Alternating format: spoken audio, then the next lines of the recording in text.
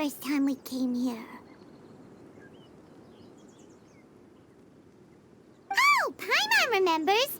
Nahita's consciousness had been trapped by the doctor, but we followed the clues she left behind to help her. So much time has already passed since then, and it seems Sumeru's changing for the better now that Nahita's in charge, right? Paimon just hopes this peace will last a long time, and then Nahita won't have any more new problems to deal with. Yeah, guess you're right. We somehow always find ourselves right in the thick of it. Who knows what will happen next? Come to think of it, maybe it's all because of you. Maybe you're just a magnet for trouble. Huh? Me? Before Paimon ran into you, Paimon never ran into any trouble. At most, when she was super tired, Paimon got caught in some strange whirlpool and sucked out into sea. And even then, you fished Paimon out! Anyway, for Nahita's sake, maybe we should think about heading to our next destination for now. Ah, look who it is. Running into you in a place like this? I can see you two still love wandering around. Oh, it's Dia! Since when are we just wandering around? We're usually taking care of some serious business. Even though it may have nothing to do with our journey. But never mind that. What brings you here? I just finished a commission in the desert for a usual client of mine. Nothing too interesting. Just escorting a shipment of goods. I'm on my way to report back. That's when I saw you two all the way over there, chatting away. What were you two talking about anyway? Huh? You serious? Can't say I saw that coming. But you are travelers after all. I guess you'd never stay for too long in one place. Bumping into you like this will become a rarity. I'm starting to feel sad just thinking about it. Hey, how about I gather a few mercs to escort you two? What do you say? Thanks, but no need. Oh, Paimon had no clue you'd miss us so much.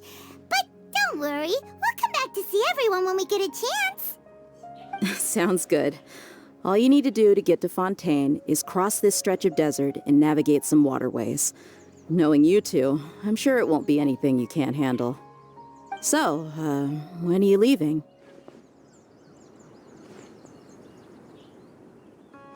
Oh, wait a sec. Paimon just remembered there are still a few dishes in Sumeru that Paimon hasn't tried yet. Now, where's that list Paimon made?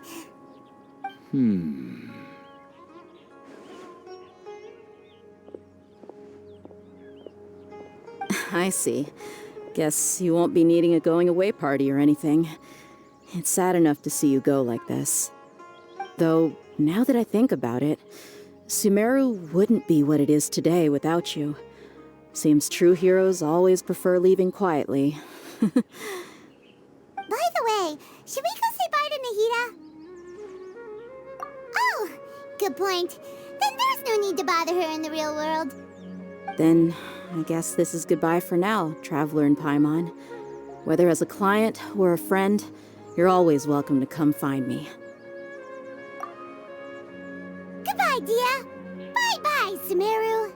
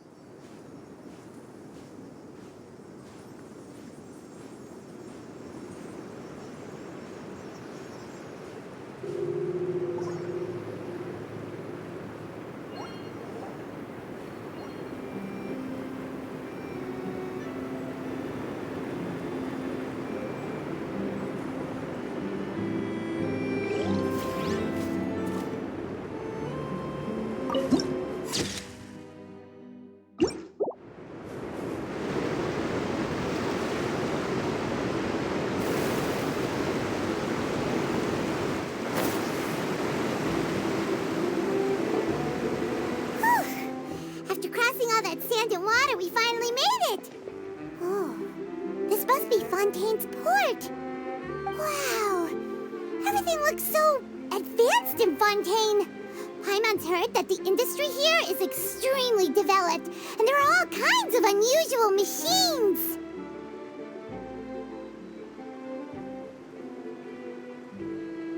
Just seeing the sights as a tourist is nice, but maybe it would be better if we found something to do.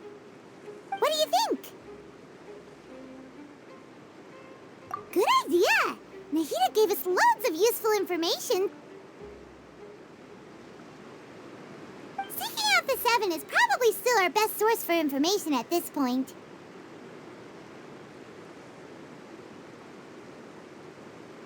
Yeah, the more we can learn, the better. So, what do you think the Hydro Archon's like? Will we get along? Nahida said that she has a very unique personality, whatever that means. To learn about a nation's god, start with the nation's people. There seems to be some locals talking over there. Let's go see if we can join the party.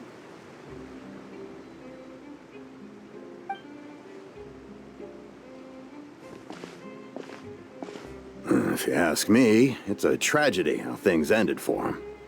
Clearly, he was a pretty decent person. Yeah, I didn't expect that kind of ending for him. I thought he would at least fight on a little longer for his family. I was expecting a sudden plot twist, but it's a pity that it never happened. Still, his story is quite the tearjerker.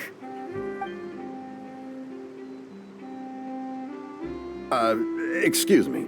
Can I help you two? I couldn't help but notice you standing here listening.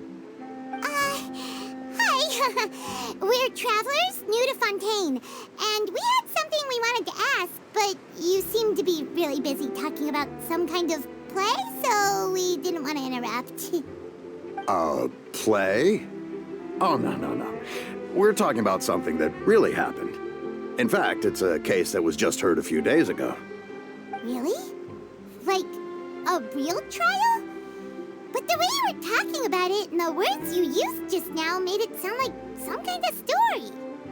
Well, good tales are often based on true stories, aren't they? And what you see in reality may also be someone deliberately putting on an act while harboring ulterior motives.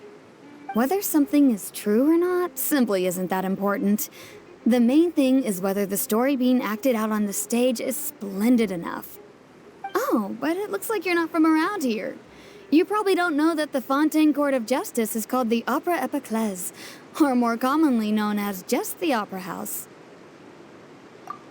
But, shouldn't court cases be treated a little more seriously than that? Not to question Fontaine's way of doing things. It's just that putting someone on trial is usually a very serious thing. No worries. Other visitors to Fontaine have wondered the same thing. You could say that we just don't want to waste the moving stories behind those cases. And as for your worries about whether the cases are treated with due reverence, we have the absolutely just and honorable Chief Justice Neuvillette, as well as the Oratrice Mécanique d'Analyse Cardinal, a machine created by the Archon. Between the machine and the Chief Justice, false charges and injustice are a thing of the past now. Oratrice? Is it some kind of machine, too? Oh, Paimon's curious. We should check it out if we get the chance. Wait, Paimon almost forgot to ask you our question. Do you know what we should do if we want to meet the Hydro Archon? Oh, that's easy. Just go to the Opera House. Lady Farina practically lives there. You could definitely say it's her biggest passion. Huh. I think what they mean is that they wish to speak with the Archon personally. In that case, I'm afraid it's going to be a tad more difficult. You'll have to make an appointment well in advance, and it'll depend on whether or not she has any time slots available. Huh. Is the Hydro Archon super busy taking care of official stuff? Wait, didn't you say that she's always at the Opera House? No. Lady Farina seldom takes an interest with the nation's affairs. The reason it's difficult to make an appointment is simply because she's incredibly popular. That's right. After all, she is the Archon. Though she may tend to get a little dramatic from time to time, people can't get enough of her. Huh. First time Paimon's ever heard of an Archon being described that way before. Wait! Paimon gets it now! The Hydro Archon is kinda like a big celebrity here, right? Yeah, I suppose you could say that. Perhaps you could even say our mascot. Hang on. This is still Fontaine's Archon you're talking about. You should show some more respect. Yes, you're right. I guess I should at least try to be a little more respectful in front of visitors. Otherwise, I might get arrested and find myself face to face with Monsieur Neuvillette. Come on. Sure, there's a lot of laws here, but nobody's going to be arrested for saying something disrespectful about the Hydro Archon. Alright, I think we get it. Thank you! At least we now know that we can find the Hydro Archon at the Opera House. But who knows how long making an appointment will take? Guess we could have a look around the city in the meantime. Hey! What are you looking over there for?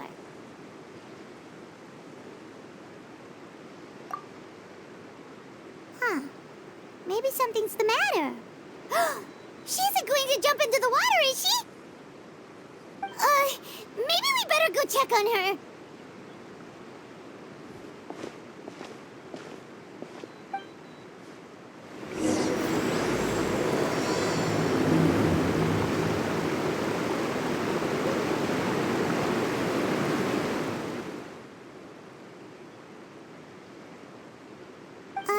Hello there. Excuse me. Are you alright? Huh? I'm fine. Thanks. Oh, okay then. We just noticed that you seem to be worried about something. About many things, actually. But there's nothing I can do but just keep my troubles to myself. I was just reminiscing about a place my brother and I would play when we were kids. It was just atop that hill over there. See? You're pointing at the sea. Wait, are you saying that you and your brother lived in the water? No, people call the waters around Fontaine a sea. It's actually just an inland lake that's filled with fresh water. And no, I can still see that hill clearly in my memories. Now, it's been completely submerged. He would skip and jump, tossing sand in the wind. The sun shone brightly, and the air was filled with the scent of the sea. But now, the water is gradually swallowing our memories. It won't be long before it swallows us. Sorry. Paimon doesn't really get what you mean. I don't believe we've had the pleasure of meeting. Are you Lynette's new friends? Oh, and you are? Thanks for looking after my sister. She often comes here to reminisce about our childhood, that's all. There's no need for any concern. Allow me to introduce myself. I'm Linny, and this is my sister Lynette. If I had to guess, I'd say you must be travelers from abroad. Nice to meet you. Paimon is Paimon, and this is the Traveler. We just arrived in Fontaine. We were just talking with your sister. Even though we didn't really get what she was saying. I see. It's unusual for Lynette to be so willing to talk with anyone. In fact, she seldom speaks at all. I'm usually the only one she ever talks to. Oh, really? Then you two are just like us. Paimon's always the one talking for some reason.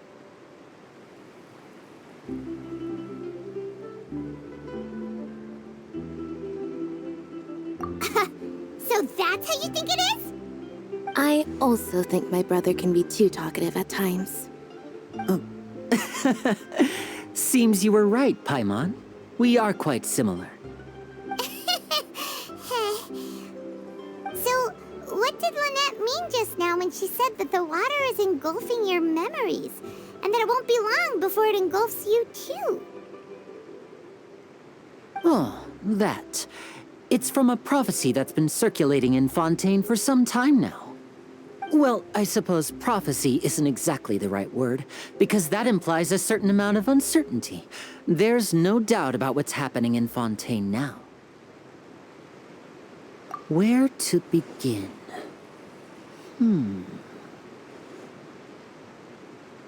Let's put that question on hold for a moment. We still haven't formally greeted each other yet, have we? Did all the introductions earlier not count? Hello, traveler.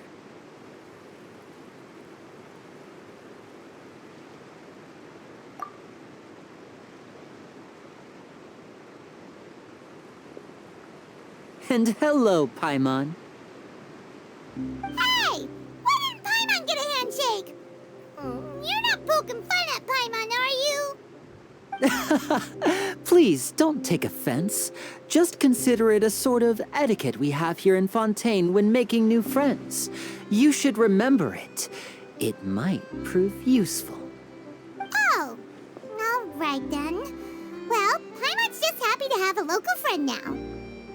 By the way, we were just getting ready to go to the Opera House to meet the Hydro Archon. Would you be able to show us the way? So you're going to see Lady Farina? No problem at all. In fact, I was planning to go to the Opera House later myself. I'll gladly take you once I finish things here. Please, follow me.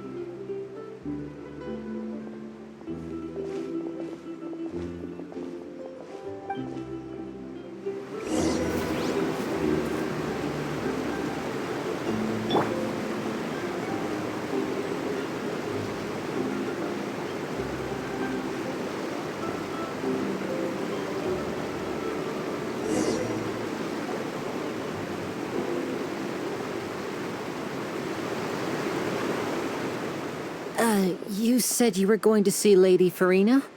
Well, it seems Lady Farina has come to see you.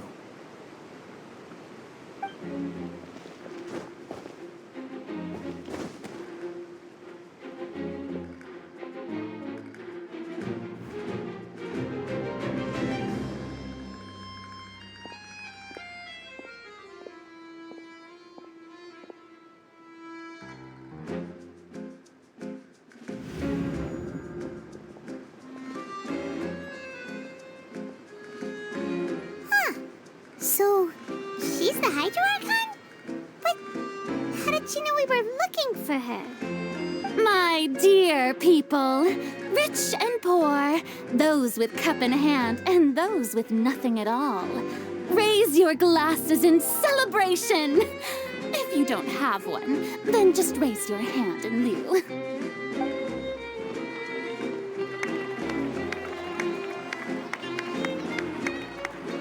As you can all see, two unfamiliar travelers have arrived in our nation. Come, let us make a toast in honor of this traveler and her companion who have journeyed here from distant lands.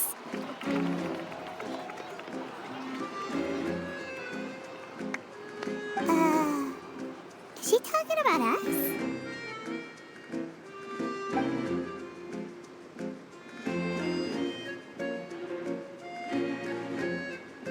I've long heard of the turmoil and chaos you've left in your wake as you visited other nations. But I welcome you nevertheless. No, I have come to receive you personally. Fear is for insignificant cowards. I am a god, and I will never entertain the notion of such meaningless wariness. You can be rest assured, I see clearly your sincerity. Of course, seeking an audience with me is the most sensible thing to do. It will allow you to truly behold my power and witness my authority. Intelligent people always gather under the correct banner. I, Fosalor, hereby welcome you to the nation of Hydro and acknowledge the value and significance of your trip. Now, you may rejoice in this. Yeah, Paimon still can't believe it. Feels like we've only been here for a few minutes. performance was, how should Paimon describe it? A little over the top? Miss Hydro Archon, how did you know we were coming? I see. As Outlanders, you inevitably lack even some of the most basic understanding. Don't forget that even the gods can be divided into the mediocre and the excellent. I suppose it's only natural for you to be awestruck by my abilities. You had best stop and consider. Do you really have the noble qualities and etiquette necessary to communicate with a god? All it takes is a flick of my finger for me to know everything about you. Whoa, talk about sounding high and mighty.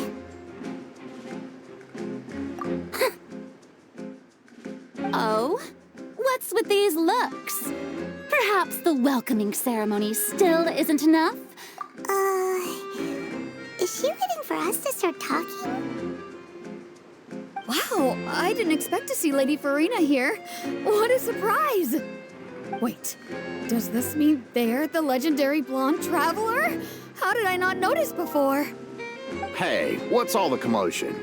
Oh, is that Lady Farina? Is there some kind of drama going on? Of course. That's the blonde traveler. The one all those stories are about. Lady Farina came here to personally see her. Oh, I bet this is going to be the duel of the century. Ooh, I've got to see this. I knew Lady Farina would never disappoint.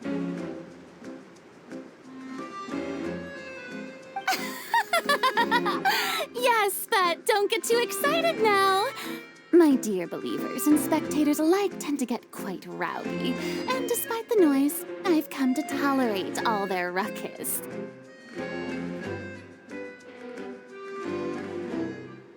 You may consider this my reward to all of you. I have determined that there will be an epic duel between myself and this traveler from another land, just as you were hoping to see. Now she wants to fight? Aren't we getting a little ahead of ourselves?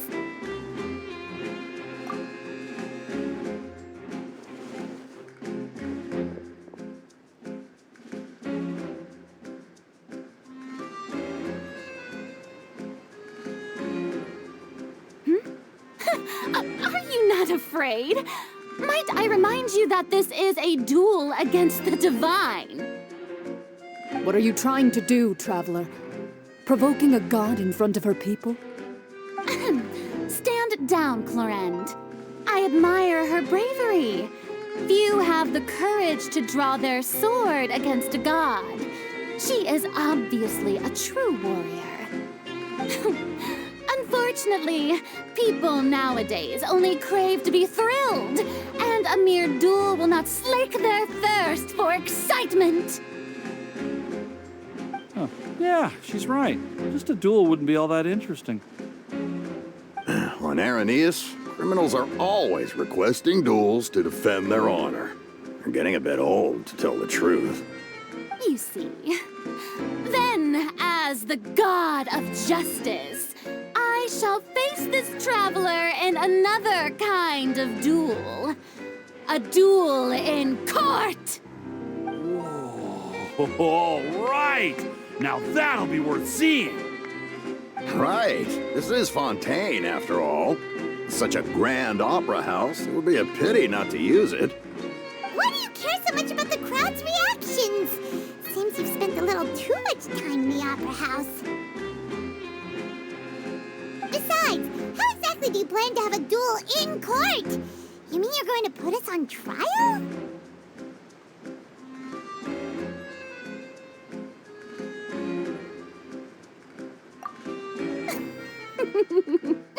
Oh, we have reason to put you on trial. It's obvious, isn't it? According to Fontaine law, no one is permitted to release any flying objects within Fontaine city limits during the first 3 days of each month. You are clearly guilty of violating this law, no? Oh, so that's what they've done wrong.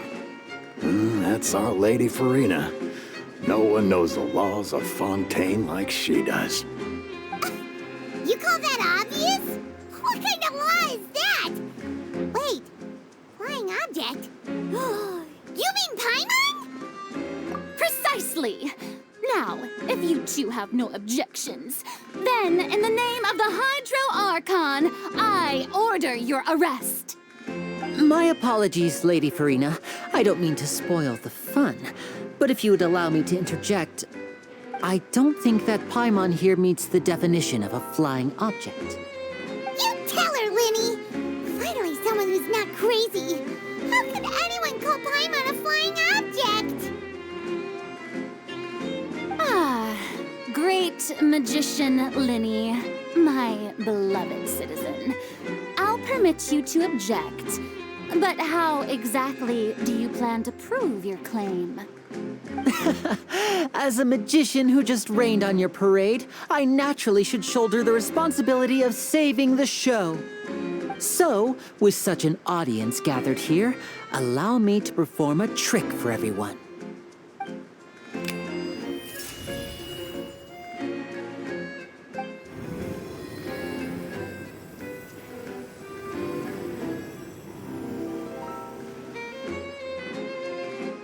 Ta-da! What's that on Paimon's back? Hey, when did you do that?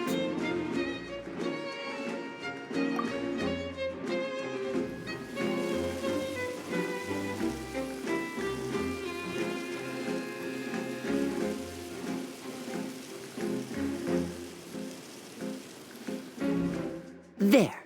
As you can all clearly see, Paimon should be classified as, well, something like a balloon. This rope has been in the traveler's hand all along. It was just that no one could see it before. Huh? You call that magic? You've got to be joking. I thought it was pretty good. Nice one. Huh. I'm not sure what to think. It seems Lady Farina's charges no longer hold water.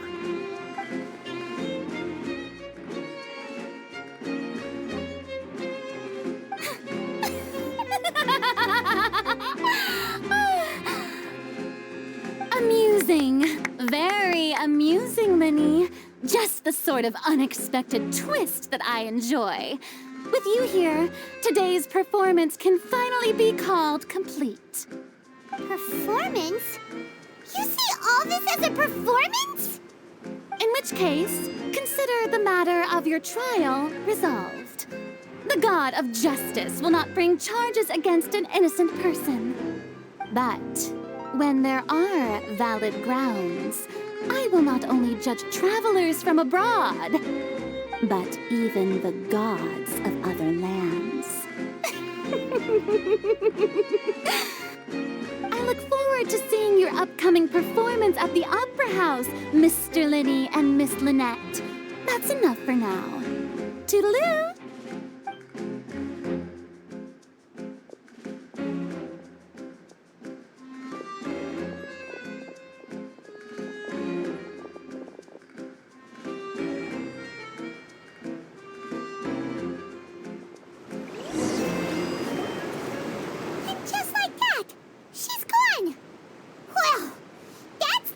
Unpredictable Archon Paimon's ever seen. I never even had a chance to ask her anything. But that's a problem for future Paimon. That whole scene just now was really... Don't mention it. I just happened to remember that there was such a law, so I did a little preparation, just in case. I didn't think it would actually come in handy. So, now do you see what kind of god Lady Farina is? She can be a bit confusing at times, but she is still amenable to reason. Anyway, Paimon had no idea you were a magician, Linny. It sounded like you'll be performing at the Opera House, right? I just know a few simple tricks I use to make a living. Lynette is my assistant. It will actually be my first time performing on the most prestigious stage in Fontaine, the Opera House. But isn't the Opera House where criminal trials are held in Fontaine? When there are no public trials being held, the Opera House hosts a variety of other performances. To the people of Fontaine, the line between a trial and a performance can be a little blurred. And speaking of performances, I would be remiss to forego this opportunity gifted by fate. Might I invite the two of you to see my performance? My brother's always excited to make new friends. Oh, sure. We don't really have anything to do now, and we wanted to go to the Opera House anyway. Splendid. In that case, why don't we go together?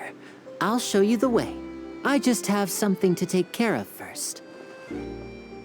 Oh, you really mean it? Then I'll take you up on your offer. This is a magical item known as a magic pocket. Perhaps you can help me distribute them to the people here. Huh? What are they going to use it for? About that... You asked me before about the prophecy, right? Let me start by telling you a little more about what it entails. I'm not sure exactly when it began, but a prophecy has been circulating around Fontaine. It says that every person in Fontaine is born with sin. No matter how the nation of justice holds trial after trial, this sin cannot be absolved. Until one day, the water levels in Fontaine will rise, and the sinful people will slowly be drowned. In the end, the people will all be dissolved into the waters, and only the Hydro Archon will remain, weeping on her throne. Only then will the sins of the people of Fontaine be washed away. That sounds pretty gloomy. Why are people in Fontaine born with sin? What is that supposed to mean? There are lots of guesses. Some say that the ancestors of Fontaine stole the power of the seas and stirred its wrath. Others say that the people of Fontaine never heeded the first Hydro Archon's warnings and offended Celestia. But here in Fontaine, evidence is what matters. There hasn't been concrete evidence for any of these claims, so they can only be regarded as conjecture. If even the people in Fontaine don't know what sin they committed, wouldn't it be better just to ignore the prophecy completely? Why bother feeling guilty all the time? That's exactly what the people did at first. But in the last few years, the water levels in Fontaine have actually started rising. Many places have already been completely submerged, and now lie beneath the sea. Many people carry on with their lives as before and shrug it off as a natural phenomenon. But my family and I think that the people of Fontaine shouldn't ignore the possibility, which would end up sentencing them to death. We hope that at least the people who reside near the waterfront can move away before it's too late. So, we've started distributing magic pockets to them. As a magical item, these magic pockets have astonishing capacity. I'm sure they will come in handy when people are moving their belongings. Oh, Paimon gets it! It's like preparing for a rainy day! Perhaps only absolute power could ever contend with such a catastrophe. But who knows? We're just tiny specks in the grand scheme of things. Now, if you'd like to help, then please give these magic pockets to anyone nearby. Be sure to convince them to take it, regardless of what they say.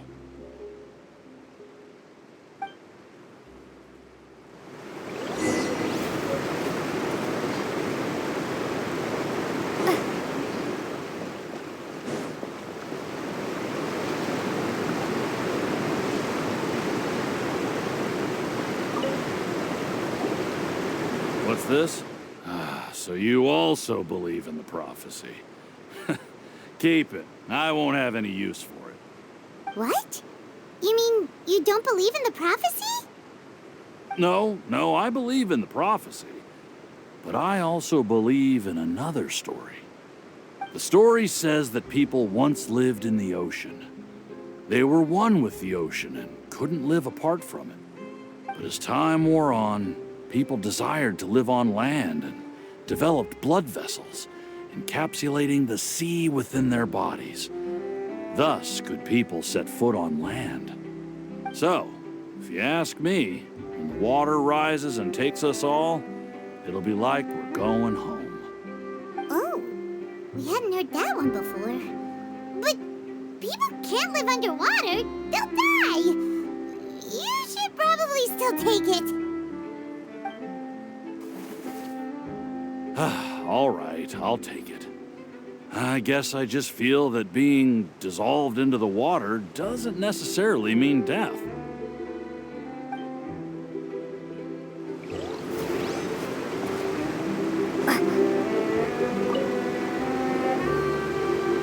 So you're the blonde traveler that everyone's been talking about.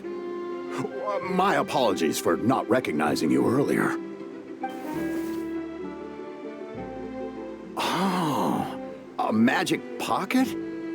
Seems you really thought of everything. I guess it's better to prepare for the worst and hope for the best. Thanks.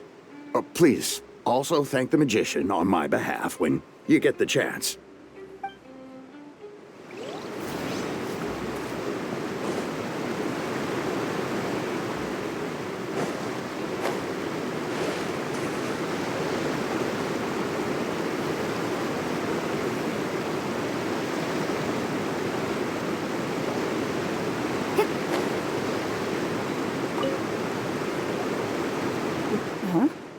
I don't want that thing.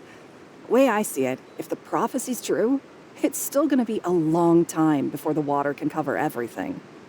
Life is all about living in the moment. What use is there in worrying about the future all the time? We'll cross that bridge when we get to it. You should still take it. You never know when it'll come in handy. Oh, all right, fine. Thanks. It's just that if I start moving, that means I've already given up on the life I have now. I'd really rather not.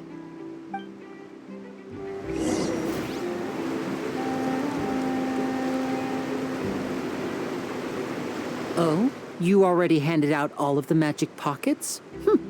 That was fast. So, what did people have to say? I bet you heard some, interesting opinions. Yes, but that will change once disaster strikes. I know they'll change their minds, so it's only right to help them prepare. Is there anything else you need to do before we leave? Yes, one last thing. I have the magic pockets made by a workshop in the court of Fontaine. Since we're out and about, I was thinking about bringing him some more materials. So, you want to collect materials? Just tell us what the materials look like and we'll help. Many hands make light work. Oh, that would be much appreciated. We'll need some romaritime flowers. I remember seeing them near the waterfront on the east side of the harbor.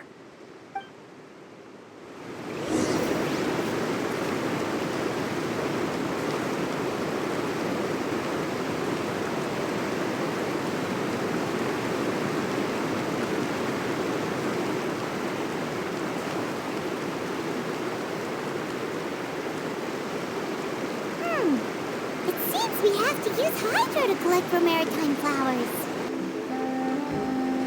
Let's dance.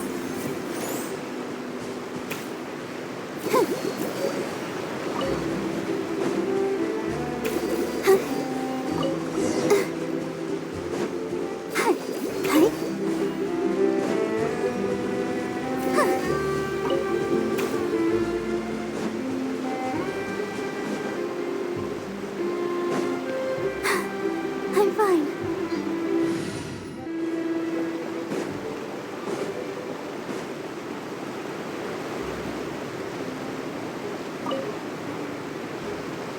You made quick work of that. I can tell you're an experienced traveler.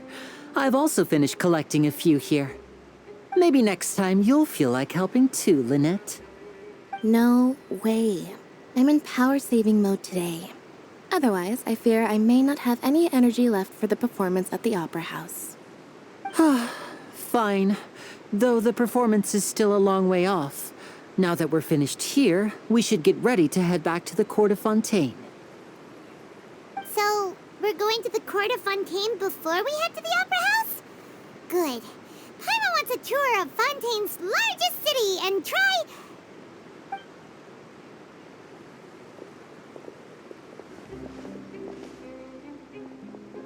Wait, shh.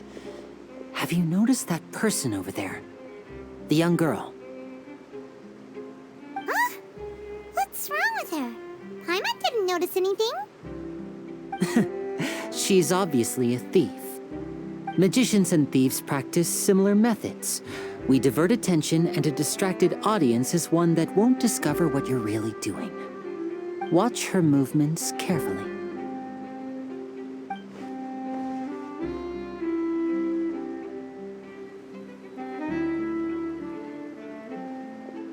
Oh, he's right!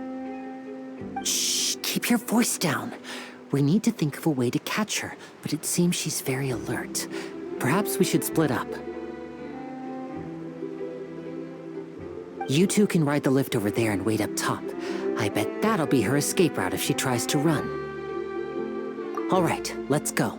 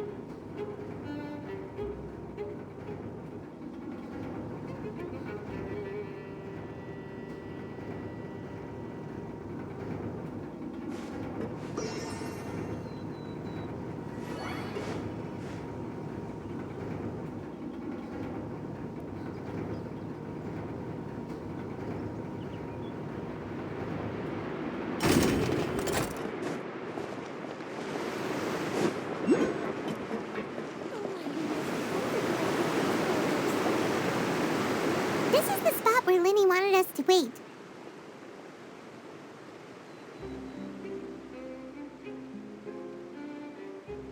Oh, look! Isn't that her?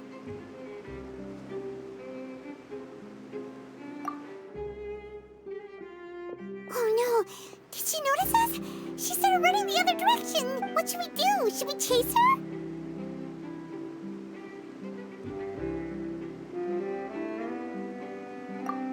You're right. She might also be trying to lure us away.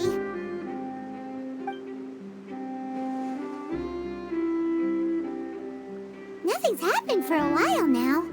Paimon wonders if Linny caught the thief. Yeah, let's go.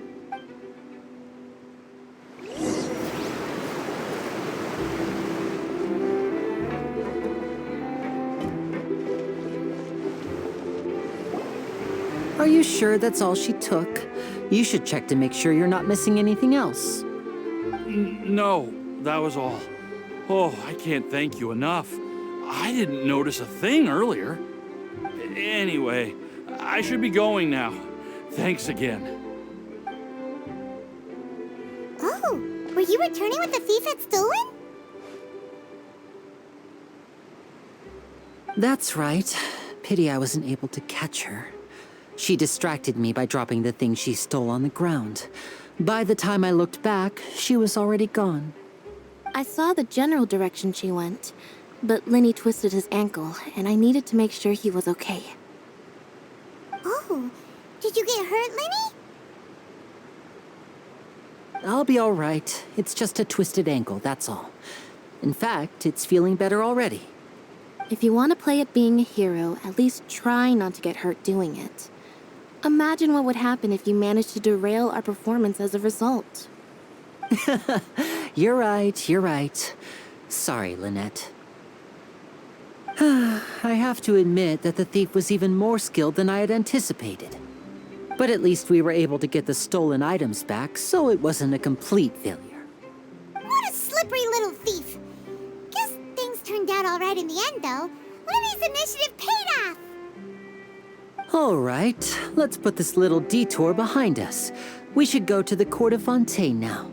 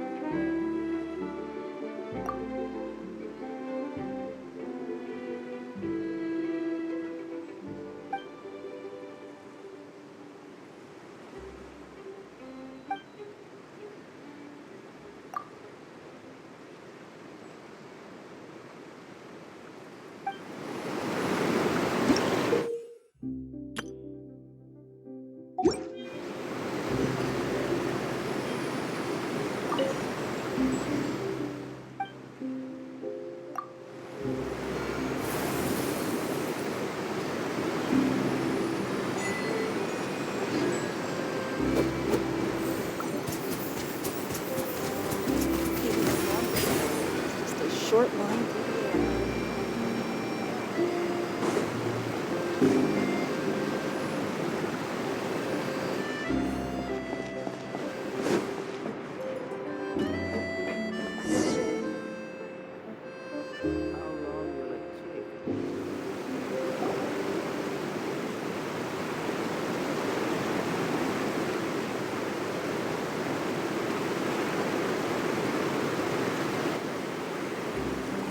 So, we ride this thing to go into the city? What an ingenious way to get around! People in Fontaine really know how to use water! This is an aquabus. It allows people to travel between several key locations around Fontaine. It's pretty convenient, but the ride can become a little dull after a while. The scenery is always the same. That's why it's better to travel with friends. So you mean it's still boring even when I'm riding with you? No, that's not what I meant. It's just that, well, you don't really talk that much. Besides, it doesn't really feel like a real trip when it's just the two of us. It's the same as being at home. Whatever. Guess that's what it's like to be an older brother. It's about time for us to leave. Let's get on board.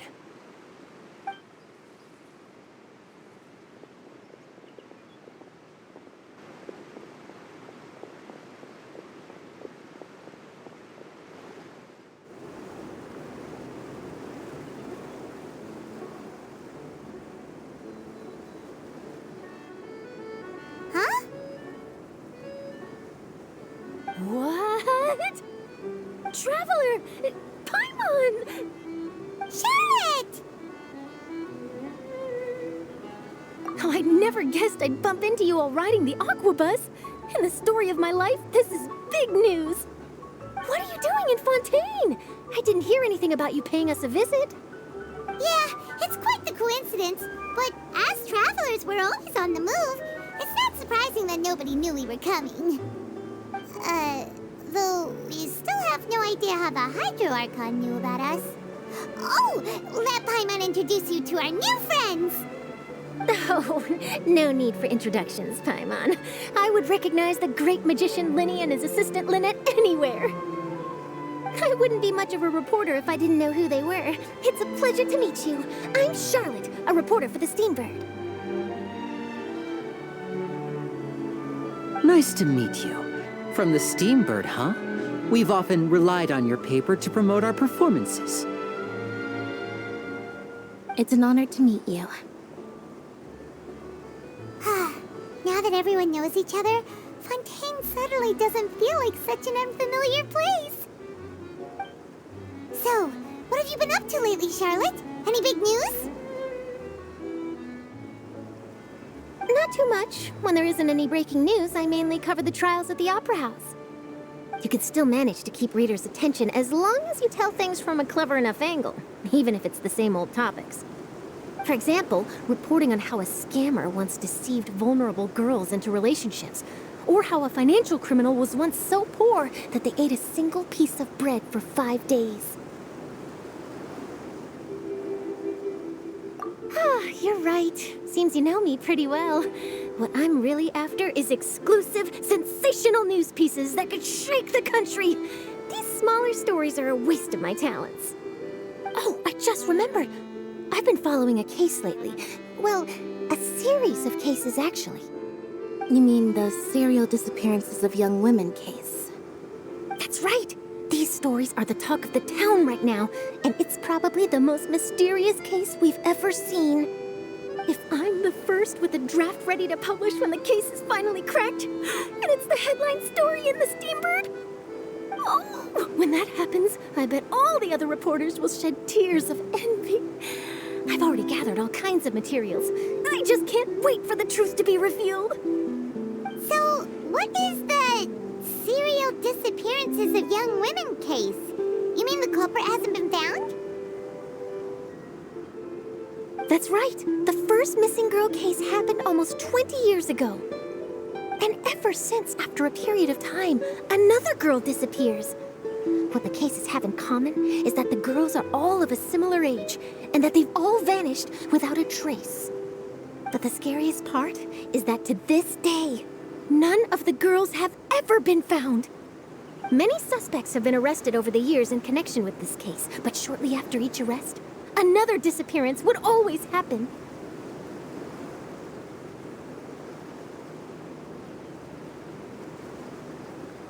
Yes, it's possible.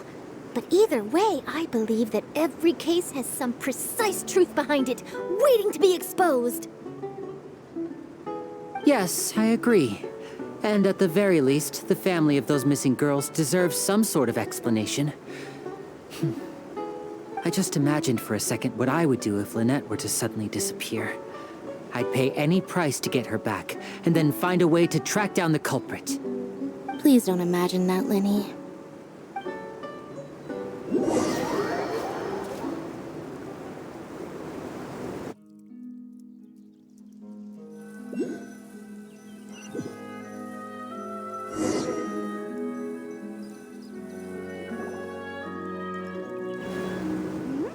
Hey, we're almost there! Look!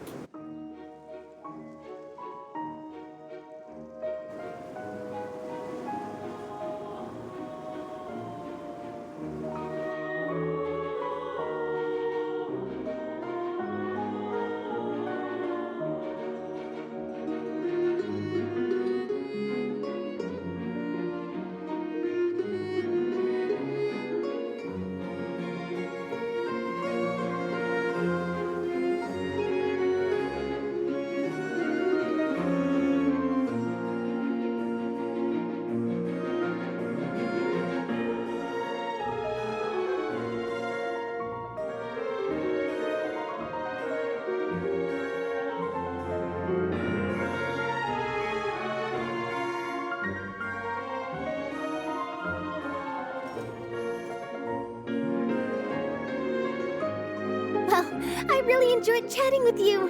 Life should be full of pleasant little surprises like this. Yeah, us as well. The ride went by too quickly.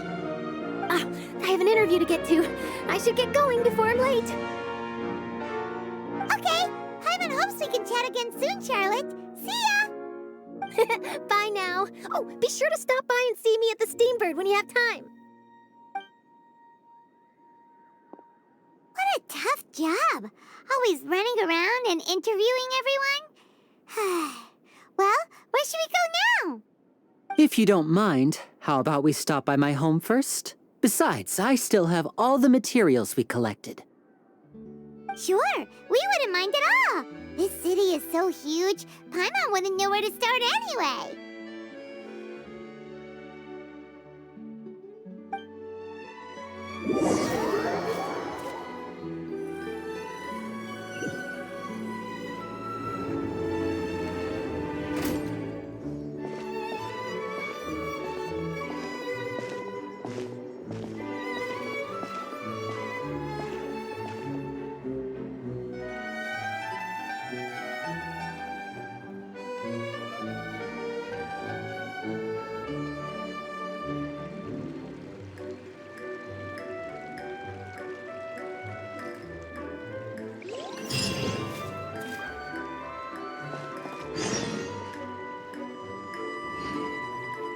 This is our current abode. Ah, Fremine, you're home. Where did everyone else go? I have some new friends that I would like to introduce. Oh, they all just went out a moment ago.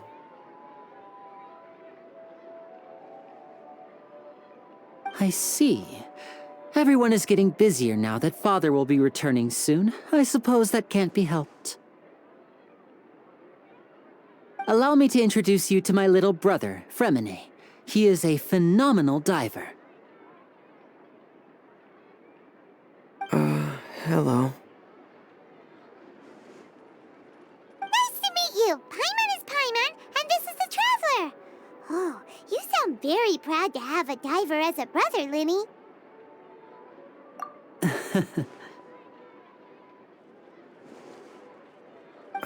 Linny, could you come here for a moment?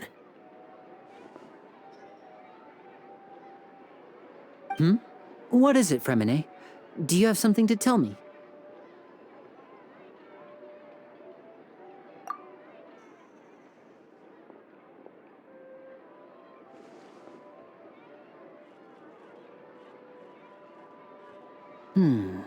Okay, I see. Is everything all right? Oh, it's nothing. We were just discussing a little housework. Sorry for the interruption. Oh, before I forget, the Traveler and I collected more materials to make magic pockets. Were you able to get any, Fremine? Yes, I went diving and gathered lots of materials. I was about to give them to you. That's our Fremine, always quick with the underwater work. All right, I'll take these to the workshop.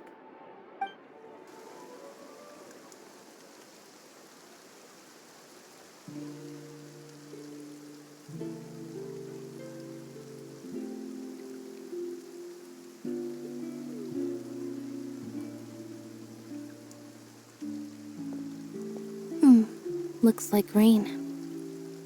Oh, you're right. But wasn't it clear and sunny just a moment ago? Fontaine's weather sure is weird.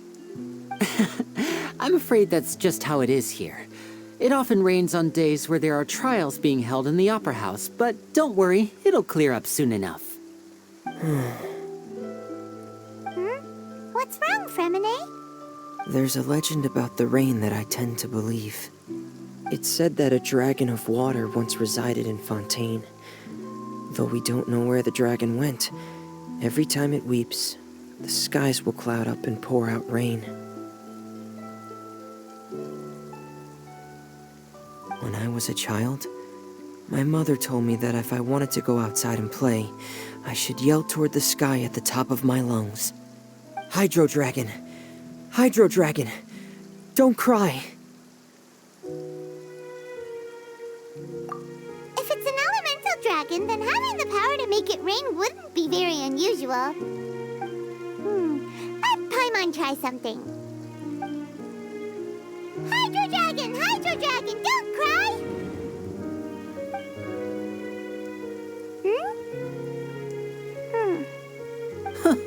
Doesn't seem to be of any use. It is just a legend after all. You know, you might be a more popular magician if you understood the concept of romanticism. Or could at least play along. Sorry. It might be because we've never met the Hydro Dragon. Perhaps it can't be comforted by the words of strangers.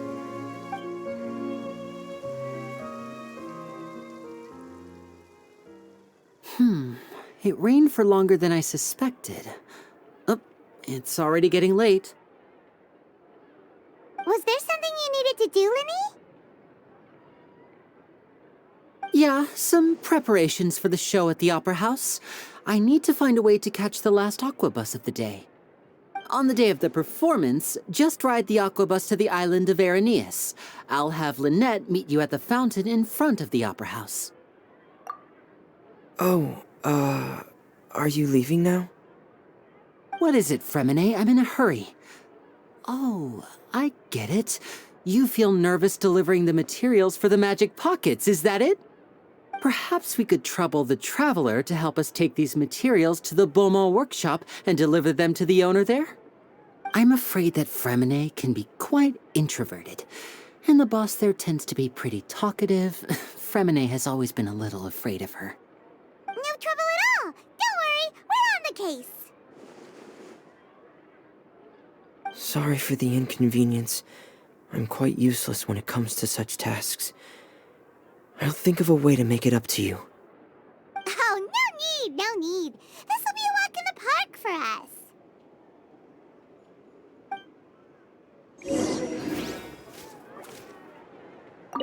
Thanks again, you two. I really can't deal with that lady.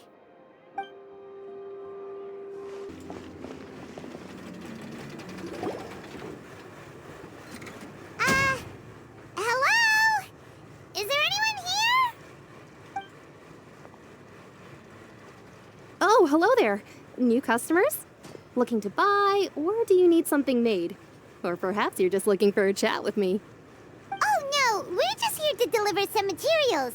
Here they are. They're for making... what were they called again? Ah, these must be for magic pockets. I could tell right away. I've already made several orders worth now. No need. They've already prepaid several batches worth. When they told me what they'd be using them for, I even offered them a discount.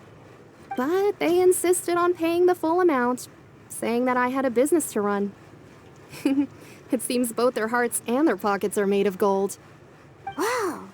So, is Linny actually loaded? I can't say for sure, but who knows? Maybe there's good money to be made being a magician in Fontaine. Hey, is this machine what you use to make stuff here? It looks really advanced. Why use your hands when a machine can do the work? It would be a waste not to use the latest technology, and wasting is a kind of crime. But where does a big machine like that get its power from? Well, it's a little complicated. I'm not sure I can put it in layman's terms for you. But basically, everything we usually use here in the city is powered by indemnitium. It's a type of energy that's produced from trials. Huh? How can trials produce energy? Well, I'm not completely sure of all the details myself, but basically, when a trial is in session, the Oratrice Mécanique d'Analyse Cardinale harvests people's belief in justice and converts it into energy to be used all around Fontaine. So that's what its other function is? Paimon heard that the Oratrice was created by the Archon to make judgments. But Paimon still doesn't get it. How could something unreliable like people's beliefs be turned into a stable power source for these machines? Oh, yeah! So that means the Hydro Archon relies on the machine to take the energy created by belief and turn it into power for all of Fontaine, right? Even though I've never heard anyone really put it that way before, it sounds like it makes sense. Besides indemnitium, we have another type of energy called pneumosia. It isn't produced by the power of the Archon, but it is unstable by nature.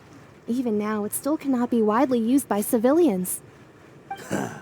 I thought I'd find you hard at work, but here you are chatting the day away. Since you're already talking, I'm sure you wouldn't mind a few words with me. You again? Didn't I already promise you that I'd have the more I owe to Confrérie of Cabriere by next month? Why are you hounding me now? Yeah, but how do we know that you won't go running off by the end of this month? I want 50% today. Wait, no, 70%. Huh? You... Seems business isn't so great for the workshop. We've already finished our job and delivered the materials. Maybe now's a good time to leave? Hey, hold on. Before you go around trying to collect payments, why don't you settle your own debts first? If Confrérie of Cabriere wants to poach clients from Northland Bank, that's fine. But I'm afraid you still owe the bank a hefty sum of mora. So why don't we work things out between us first, before you get back to your little conversation here? You're from Northland Bank. But we said we'll pay everything we owe next month. Why are you hounding me now? Traveler, Paimon! I didn't think I'd run into you here in Fontaine. What are the chances? We're surprised to see you too. What are you doing here in Fontaine? You didn't want to stay in Snezhnaya? Long story short, I've already been in Fontaine for some time now, and honestly, things have been pretty boring. But it seems that fate brought our paths together today. Not only will I have some good friends here now, but ones who always seem to find trouble. Either way you look at it, it seems things are going to get a lot more interesting now. Pretty sure we'd want to avoid anything that you'd find interesting. Besides, our trip here has gone pretty well so far. Right, Traveler? Hey, you, Northland Bank boy. Aren't you forgetting something? Don't interrupt. It's not often I run into the Traveler like this. Why don't you wait for me over there for a while? You kidding? Aren't you the one looking for us? You really expect us to sit and twiddle our thumbs while you catch up with your friends? Listen to me, boy. If you want your Mora, fine. Why don't you come and take it? Hey, I just said not to interrupt.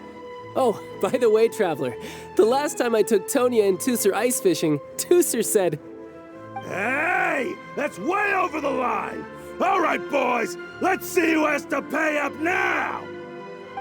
Can you at least let me finish one sentence? Fine, though the bank told me not to get rough with our clients. You're the ones who started it. This is an act of self-defense. You two will have to be my witnesses, okay? I'm sure this won't take long.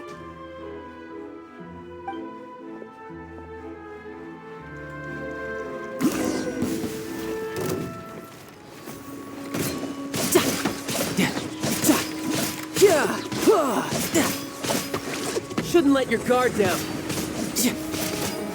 Bring it on.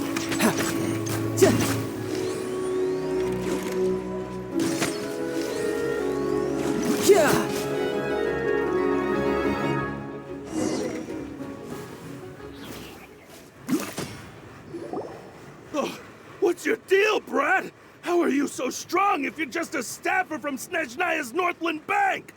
Wait, don't tell me you're... Oh, now you notice. It's a little late, don't you think? Just make sure you understand that you don't mess with Northland Bank. Got it?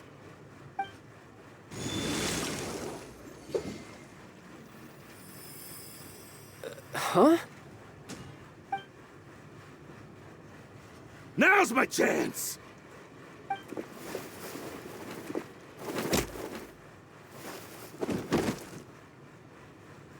Huh. That was weird.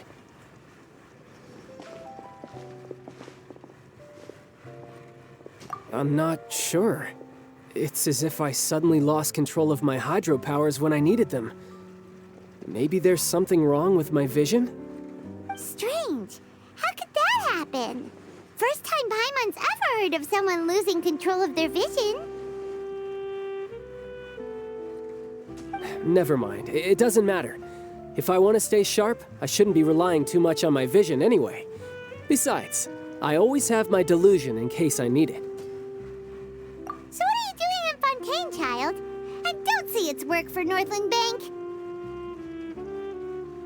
Well, I guess it's because I've been in a bad mood lately. Huh? What kind of reason is that? Wait, since when do you feel down about anything? I don't know. Maybe I still have a lot to learn about myself. But recently, there seems to be some sort of restless power stirring inside of me. And I don't know why, but every now and then I feel like I'm in a terrible mood. Maybe you losing control of your vision just now is connected with that power you're feeling inside. That is a possibility. I can't remember if I ever mentioned it before, but when I was 14, I fell into some unknown abyss. It was during that time I learned nearly all of my abilities. The one who took me under her wing and taught me was named Skirk. She was always quiet and very mysterious. Nobody knew where she came from or what she had been through, and she was always very strict when teaching me combat techniques. One time, I asked her why she was willing to take me on as an apprentice, from what I could make of her answer, it was because I had awakened it, and traces of it remained on me. She said that all my combat training would be useful in the future. But what is it? What did you awaken? She never explained that, but my guess is that it's related to a dream I saw when I had just fallen into that abyss. In my dream, I was in the deepest depths of the sea, and the boundless seabed was all around me. But in front of me appeared a whale that was so massive, I felt like I couldn't breathe. A whale? Oh, that sounds familiar! When we fought against you before, you summoned a huge whale that seemed to leap at us. Is that the one? That's just an abstract form of a whale that I create using my elemental powers. It takes that shape because the scene I dreamt of the whale has always been stuck in my mind. I'll never forget it. So you used the whale as inspiration for one of your moves? Huh. Seems a little twisted to Paimon. So why don't you just go ask your master? Maybe she knows the answer. You make it sound so easy. Ever since the incident I experienced there, I've never stopped searching for Master Skirk and that unknown abyss. But it's been years now, and I've still found nothing. There isn't even a trace of the place where I remember falling into the abyss. Oh, it sounds like some kind of ghost story. Yeah, I'm out of leads at this point, but there's nothing more I can do. It seems that strange encounters in this world tend to be elusive like that. Oh, seems the time really flies when I'm talking with you. I just remembered I have somewhere else I need to be, so I should get going. What? More work for the Northland Bank? No, it's more of a personal appointment. Lately, I've been sparring with some of Fontaine's official champion duelists whenever I'm feeling bored. Official champion duelists? You mean it's their job to duel? Yep, in Fontaine, before a criminal goes to court, they're given one chance to defend their honor by requesting a duel with an official champion duelist. The champion duelists are all-powerful fighters selected from among the nation's best, and the duel itself is a no-holds-barred fight with no specified stopping point. So engaging in such a duel is regarded as a symbol of defending your honor. If a criminal manages to win the duel, they'll be acquitted. But if they lose, they'll have no choice but to stand trial. And the worst-case scenario is that you're simply killed in the duel. Though it's rumored that Fontaine has a death penalty, from what I can tell, no one has ever been officially sentenced to death. So really, the only people who opt to duel are those who have suffered a grave injustice in being accused, or those who greatly value their honor. Otherwise, why gamble with your life? So, do many people actually get out of their trials by winning the duel? Apparently, it's exceedingly rare for anyone to actually win. Fontaine probably enacted this system as a way to show that the nation respects the honor of its citizens. Besides, none of the champion duelists are to be trifled with, which is exactly why I was itching to face them as soon as I got to Fontaine. Apparently, the one I'm meeting today, Clorinde, is the strongest of the champion duelists. I had been asking her for some time before she finally agreed to face me today. Well, that's child for ya. Paimon feels like we heard that name somewhere before. Clorinde. Huh. Oh, before I forget, I want you to have this. Huh? Your vision? You're seriously just giving it away?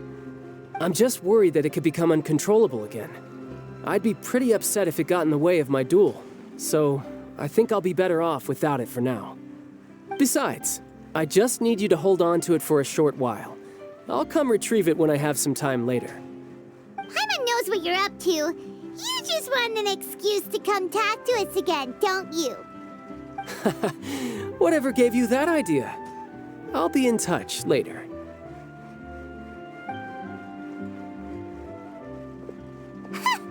That sneaky guy. He said he's been feeling down lately, but he seemed the same as ever to Paimon. Well, seems we don't have much to do for now. We might as well walk around and see the city before Lenny's performance.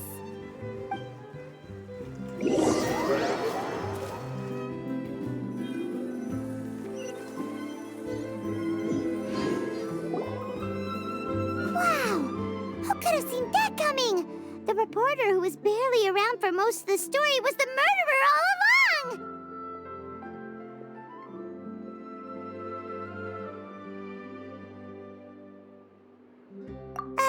Sorry. Paimon was just surprised, that's all. Whew. Paimon never saw that twist coming. The murder mystery novels here are amazing. The whodunits here in Fontaine are a lot different than the light novels you see from Yai Publishing House. Both have their merits, but Paimon thinks this style of novels are more, well, novel. It's so exciting to reach the moment when the mystery is uncovered, especially in the one Paimon was just reading. You should buy a copy and read it too. Oh, sorry about that. Paimon will be more careful next time. Hey, shouldn't we be heading to the Opera House to see Linny's performance soon? It's almost time for the show to start, so we should get going. Linny said that the Opera House is on Aranias, so let's go ride the Aquabus.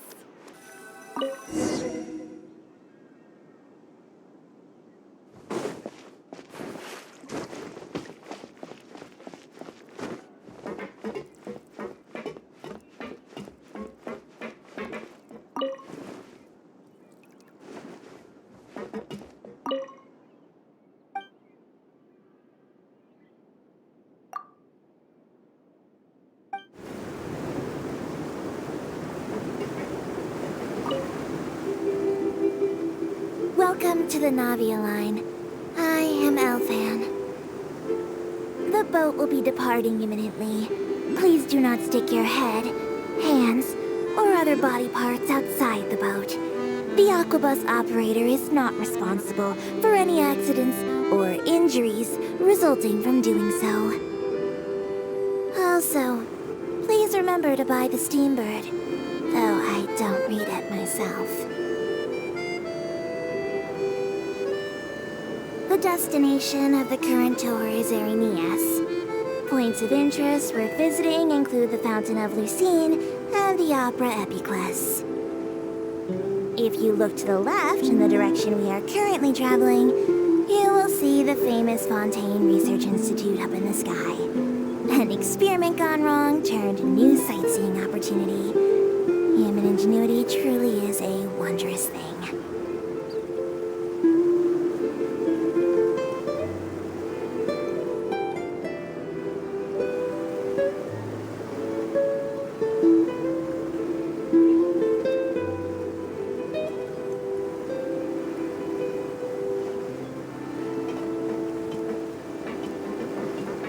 Approaching our final destination. Please be sure to bring all your personal belongings with you as you disembark. Even though I will take any forgotten items to the lost and found, the paperwork is rather annoying, as Melusine hands are not suitable for grasping pens. Please be careful when disembarking. It has been my honor to be your tour guide this trip. Thank you.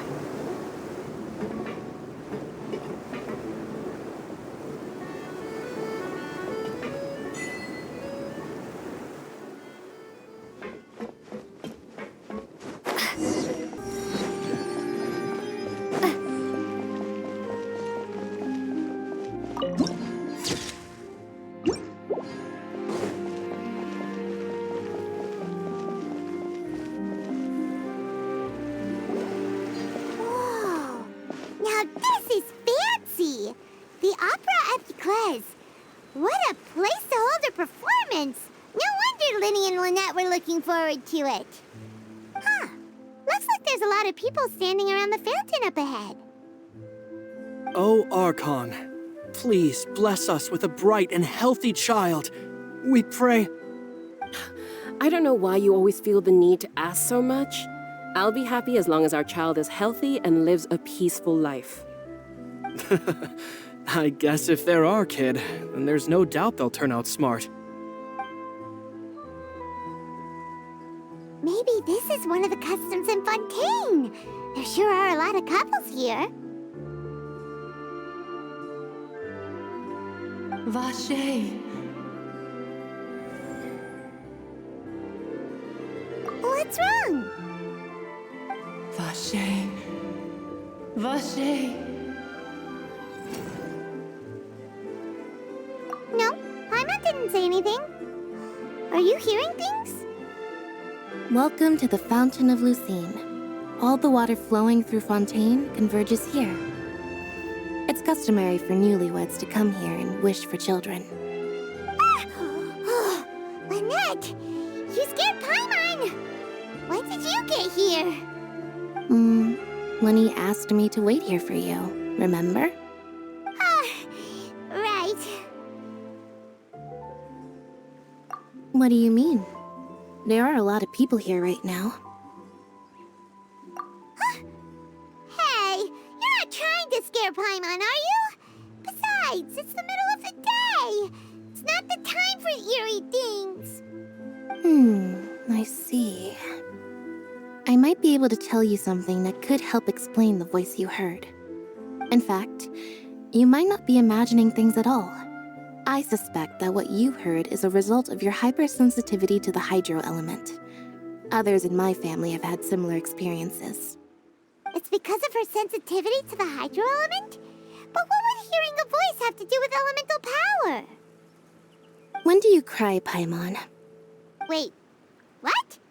What does that have to do with anything? Just answer me. When do you cry?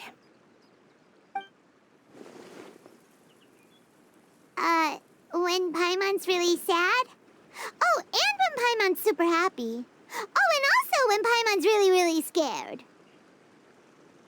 Then you should understand that tears contain your most intense emotions. Like I just mentioned, the Fountain of Lucine is where all the flowing water in Fontaine converges. Even the tears that fall to the ground will eventually gather here. So maybe what you heard was the intense emotion coming from someone's tears.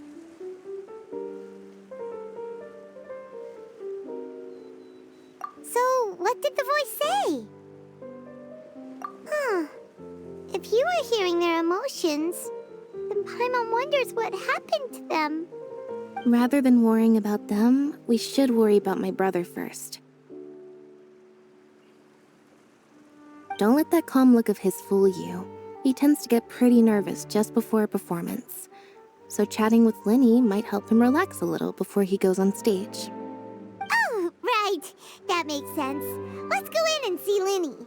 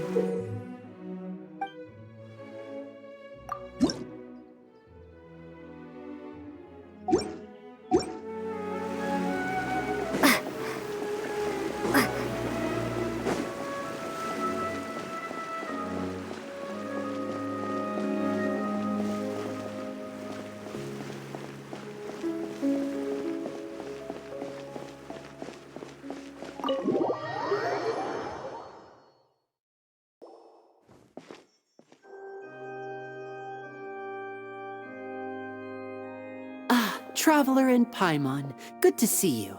I knew you two would come. Are you kidding? We wouldn't miss it for the world. We've been looking forward to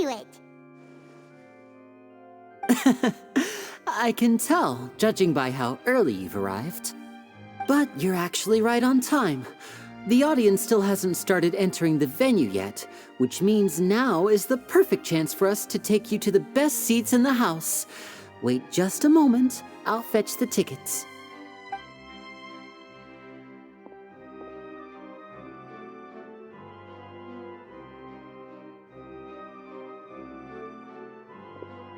The Opera House has assigned seating, so you always have to make reservations. I've already reserved your seats, and here are your tickets. Ooh, front row seats! Thanks, Linny!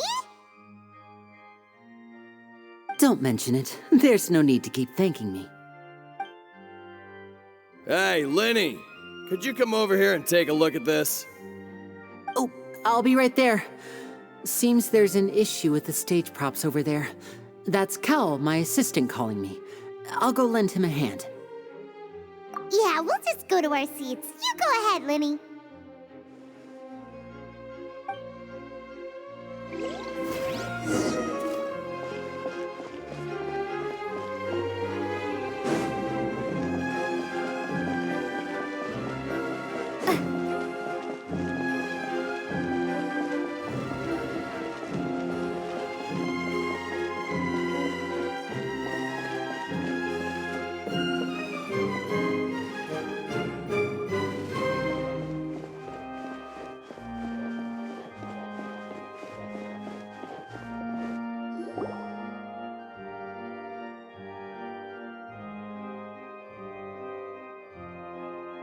Oh, these should be our seats. Come on, let's sit down.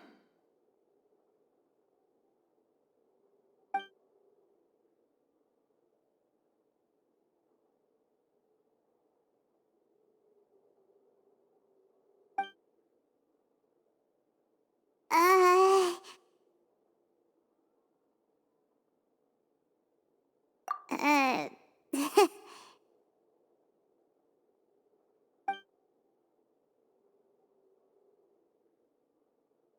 Hey, Traveler. Maybe we should strike up a conversation with the person next to us. Since we're sitting together and the rest of the place is practically empty still, it's kinda awkward if we don't say anything. Ah, you little... Of course you put this on Paimon. Excuse me, I did not realize you felt awkward. I am terribly sorry. I would be perfectly happy to chat with you if that is what you would like.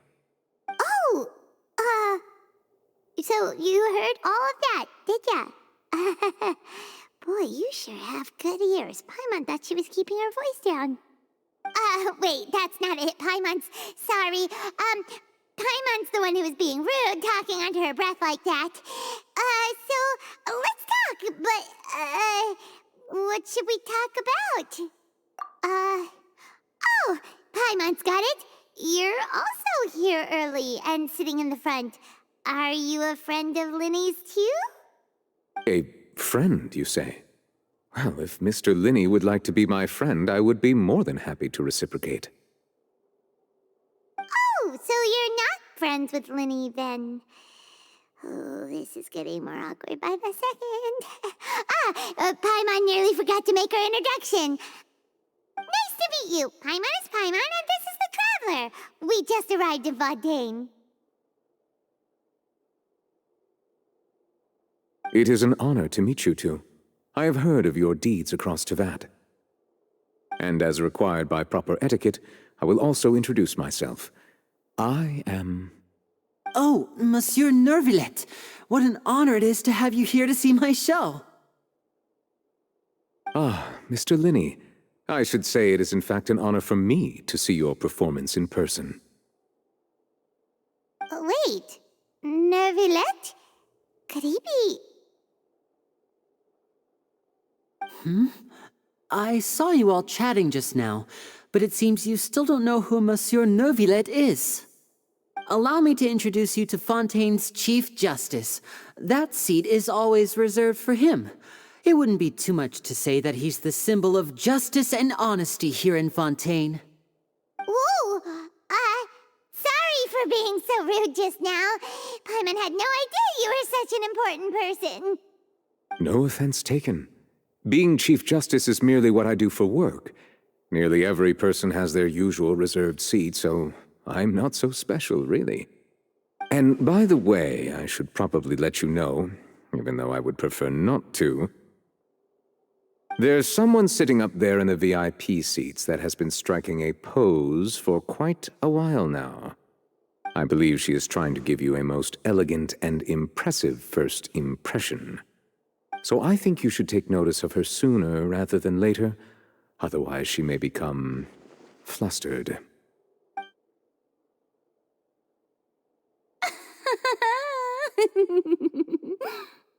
Huh? It's Farina, the Hydro Archon. Huh. She sure has a smug and satisfied look on her face. Guess she has no idea that you saw right through her act. Very good. That is for the best. No need to pay her any more attention. We may now enjoy the show. Huh? So is this what things are like between the Chief Justice and the Hydro Archon? All right, please wait just a moment longer. I've pretty much finished my preparations, and the performance will start as soon as the audience has made their way to their seats. Yay! The show's finally about to start! Paimon can hardly wait! Paimon's never seen a real live magic show before!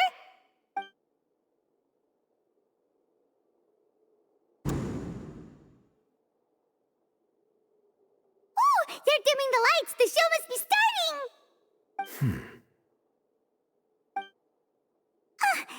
Sorry. Paimon will try to stay quiet. Welcome, one and all, to the Opera Epiclese. I am the star of today's show, Linny. And over here is my sister, Lynette, who will be working as my wonderful assistant. Please, let's give her a warm welcome. Hello, everyone. I know she may seem to be a little sleepy right now, but that's just a sign that she's nervous. Whatever. Now, some of you may be thinking, two vision holders who can freely manipulate elemental powers performing magic is not true magic at all. So, I would like to take a moment to assure you that elemental powers will have nothing to do with what you will witness on the stage today.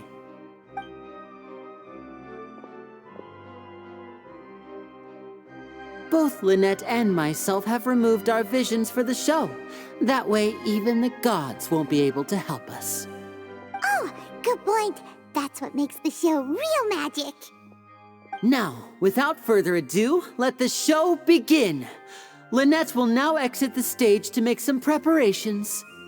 I know you might miss her, but don't worry. She'll be coming right back on stage momentarily. Perhaps in an unexpected way. I'm sure she'll be stealing the spotlight soon enough. Oh, and before I forget, there's one more thing I should say. You never know what can happen in the blink of an eye.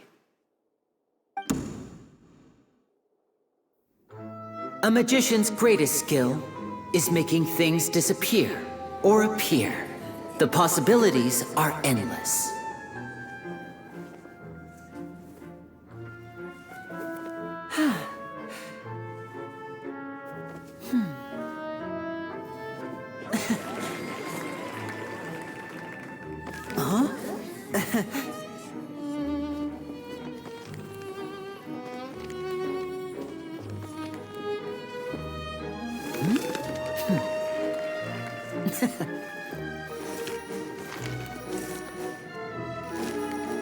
But this isn't what you came for. These little tricks, you've seen them all before.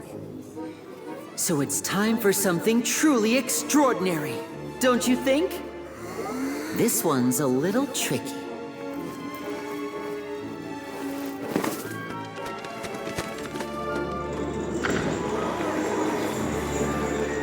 Using this water tank, I shall make my sister vanish completely, right before your very eyes.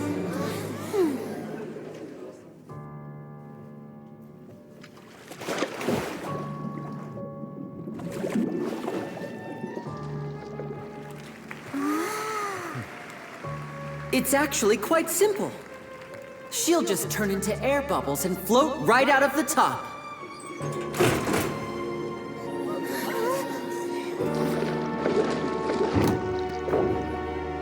Oh no!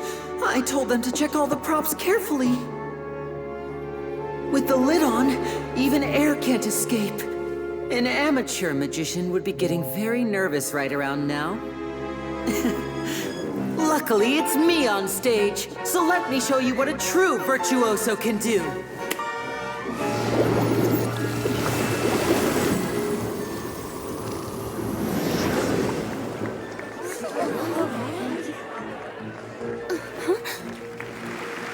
Lynette! Are you still there? Don't go too far. We don't want to use up all our magic. Hi, I'm back. Uh-huh.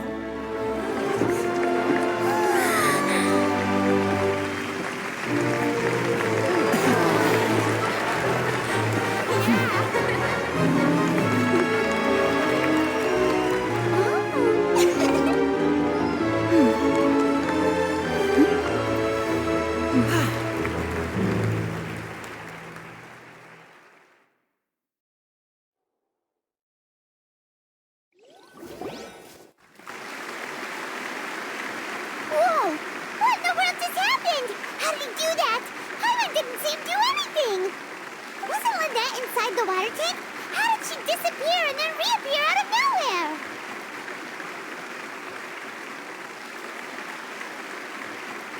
If we could see easily through his tricks, then that would mean that his skills are still lacking.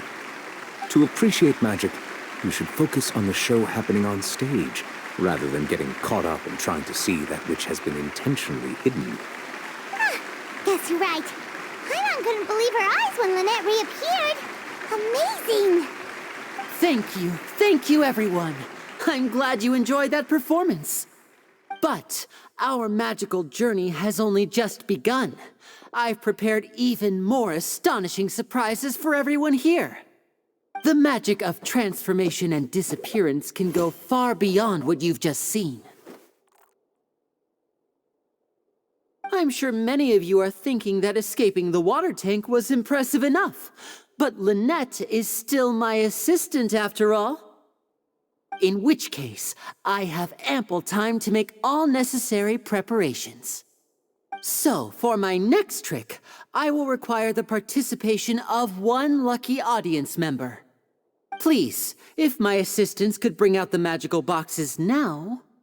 There are 2 boxes, and only 2 boxes. One is here, and one is there in the aisle among the audience. I'm sure many of our clever audience members have already guessed our next magic trick. A swap! Our lucky audience member and I will each enter a magic box. After 1 minute, we will each emerge from the opposite box. Now please, everyone pay very close attention to the box you see here. Don't give me any chance to make a move. Wow! How's he gonna do this? Hey, do you think this is all magic tricks, or does Lenny have The lucky audience member will be generated by this random number selector. It selects numbers entirely at random. Even I don't know who will be chosen to participate. Now then, let's begin.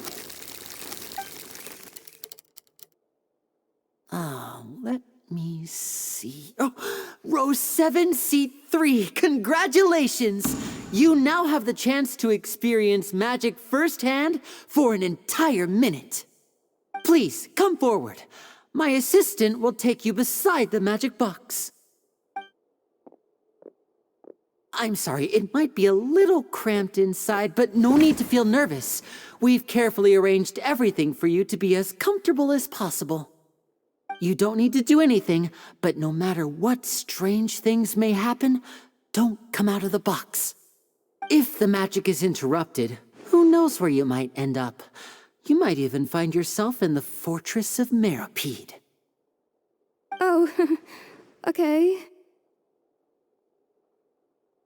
All right. Before I enter the magic box, there is one more thing I need to ask the audience to do. Could you all give me a countdown? Like this. 60, 59, 58. Just keep counting down. You can go a little faster or slower if you like. I won't be able to see anything in the pitch-black box, so I'll be relying on your voices to know when time is up. Oh, and no tricks now. If you quickly count from 60 in just 30 seconds, then I'll be in a tough spot. Ooh! Paimon kinda wants to count faster after hearing him say that! No, that won't do. I can see it in your eyes. You still can't be trusted. Let's practice together. Come on, repeat after me. 60, 59, 58. 60, 59, 58. That's right, perfect! Keep it going! All right, I'll see you all on the other side once you've finished counting.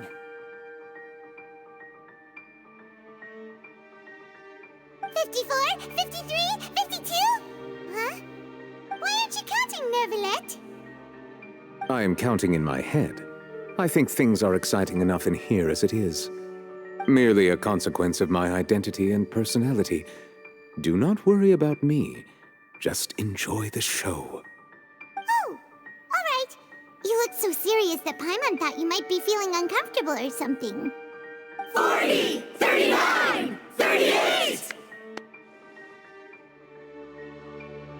Mr. Linney, are you all right in there? Is everything ready? Yes, I'm fine. I'm just double-checking the direction of the magic. It would be a disaster if we get sent to the wrong places. For example, mid-air right above the audience.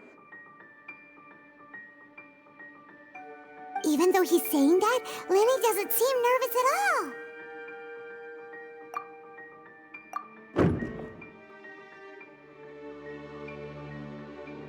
Ah, what was that noise? Did you hear it too? Not sure. Anyway, it doesn't seem like anyone's worried about it. 25, 24, 23! What's wrong, Mr. Linney? I can still hear you moving in there. I seem to have accidentally knocked over a decoration. I'm trying to fix it, but it's pitch black in here. I can't tell left from right. Never mind the decorations. There's no time for that. The show is what's important. No, that's unacceptable. I want my show to be perfect. Don't worry, we still have 20 seconds. Hear them counting? 19, 18, 17! It seems things aren't quite going as planned.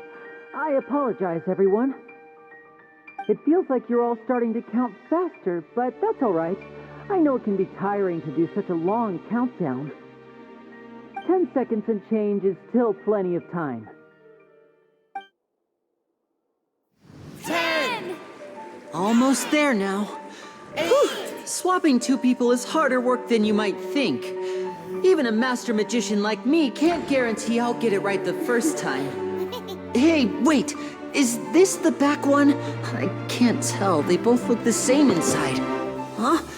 Nope, that's not it. I'll try again. 7! Hey, slow down! Honestly! 5! 4! 3! Whoops! That doesn't count! 0!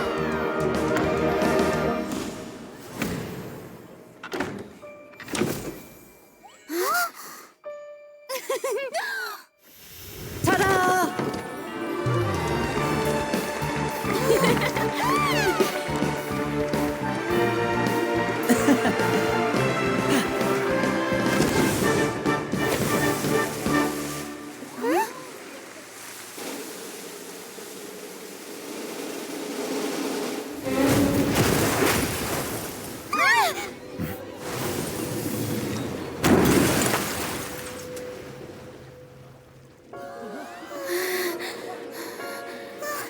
What happened?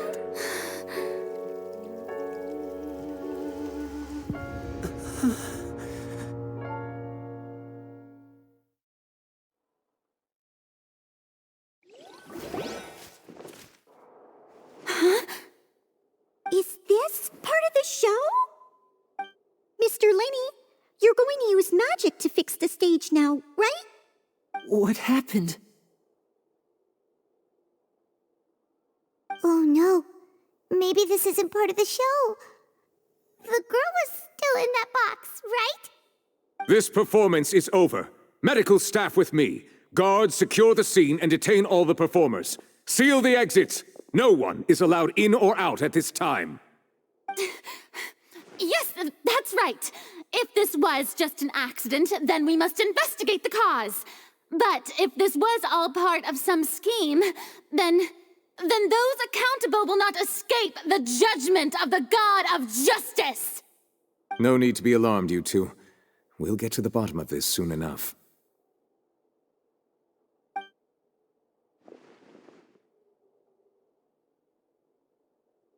Unfortunately, the person who is in the magic box has been pronounced dead. His name was Cowell, one of the assistants in Linny's magic troupe. Apparently, the fireworks on stage ignited the ropes that were suspending the water tank, which then caused the tank to fall onto the stage.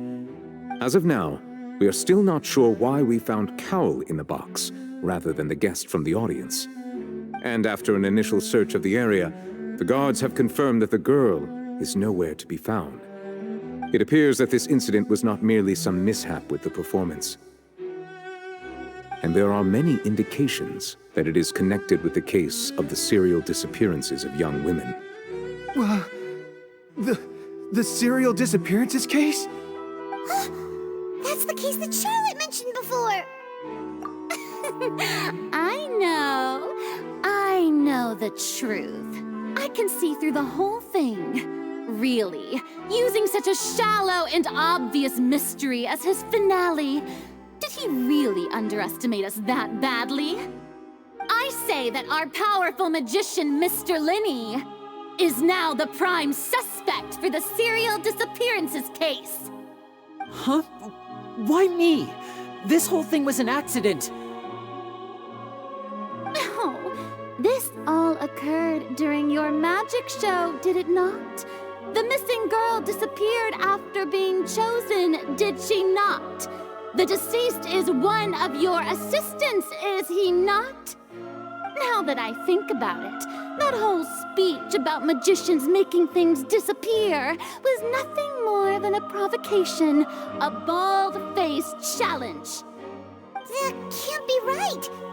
How can Linny do this? He was in the box on the stage the entire time. We can even hear his voice. Besides, before the show, he told us that he would like to catch the criminal behind the disappearances. He couldn't possibly mean catching himself. Save discussion for a later time, please. Lady Farina, may I assume that your comments just now constitute an accusation against Mr. Linny and his associates, and that you are pressing charges? Huh? I just think that I think it might be a little early to talk about formally pressing charges. But what Lady Farina said just now makes perfect sense. Looks like she's gonna personally deliver justice. A kidnapping and murder carried out under the cover of a magic show. Lady Farina said it all. Of course, my dear people. But what excites me even more than the obvious truth before our eyes is the opponent I'll be facing. That's right. I mean you, Traveler. You'll support Linny, won't you? After all, he was the one who helped you the first time we met. Then there's no problem at all. You know, the Traveler and I already had a duel the first time we met. But with Linny's help, our little duel ended in a draw. But draws really are the most boring possible outcome. So, no more draws. Between the two of us, there must be a clear winner and loser. And what better place to hold such a riveting showdown and decide the true victor than here, on the grandest of stages, the Opera Epiclese. Huh. It wasn't a draw.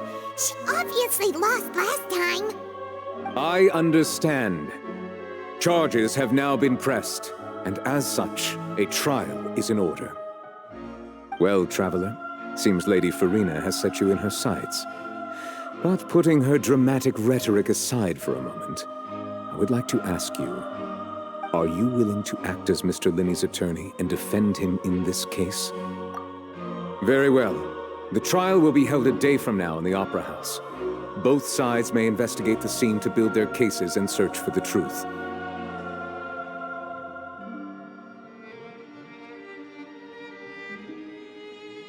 Linny and his troupe are all potential suspects and shall remain within the Opera House.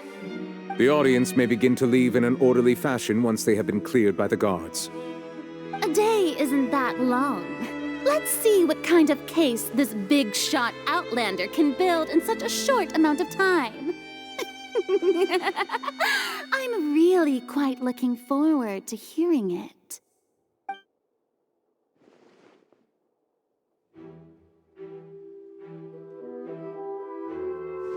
Lenny!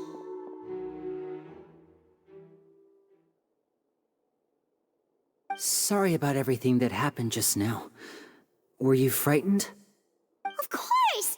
Who wouldn't be scared after witnessing an accident like that? Yeah, I'm a little shaken up myself. How could this happen? And poor Cal. I know you already claimed that you would defend me, but now it's just us talking. Tell me, do you think I could possibly be the murderer? Good to hear. Thank you so much for trusting me. I'm sure everyone sees me as the biggest suspect at this point. But if you ask me, the whole thing is mysteries layered upon mysteries, such that all that's left is confusion. I don't know whether what happened there on the stage was purely an accident or not, and I don't know why poor Cal was in the box. As for how that girl chosen from the audience could suddenly disappear, I'm afraid I don't have any answers either. If someone tampered with my performance, then we need to figure out what they did. Even a skilled and knowledgeable magician like myself couldn't pull all that off in just 1 minute. Which is precisely why we need to investigate! As this book says, the impossible could not have happened. Whatever happened must have been that which is possible. Paimon bought them when we were reading at the bookshop in the city earlier. Pretty cool, huh? Don't worry, Paimon used her own savings to buy them. It wasn't from our travel funds. I think they look cute on you, Paimon. You have good taste, Lynette. That's the right attitude. Feeling depressed isn't going to help me now. I need to get back to my normal self. But with the guards watching our every move, it's going to be especially difficult for Lynette and I to prove our own innocence. Good thing you agreed to be our attorneys. Thanks for that. We'll be counting on you. Yes, thank you so much. Yeah, just leave it to us. Oh, since we're going to start investigating, Paimon has a question first. Where did Lynette go during the performance? Ah, well, I'm afraid that would involve some of our essential trade secrets as magicians. The secrets behind our magic are past saving, Linny.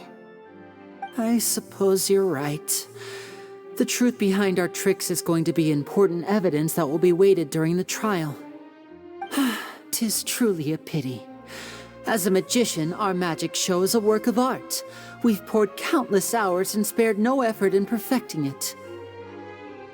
But if revealing our secrets will help you uncover the truth behind what happened, then it will be well worth it.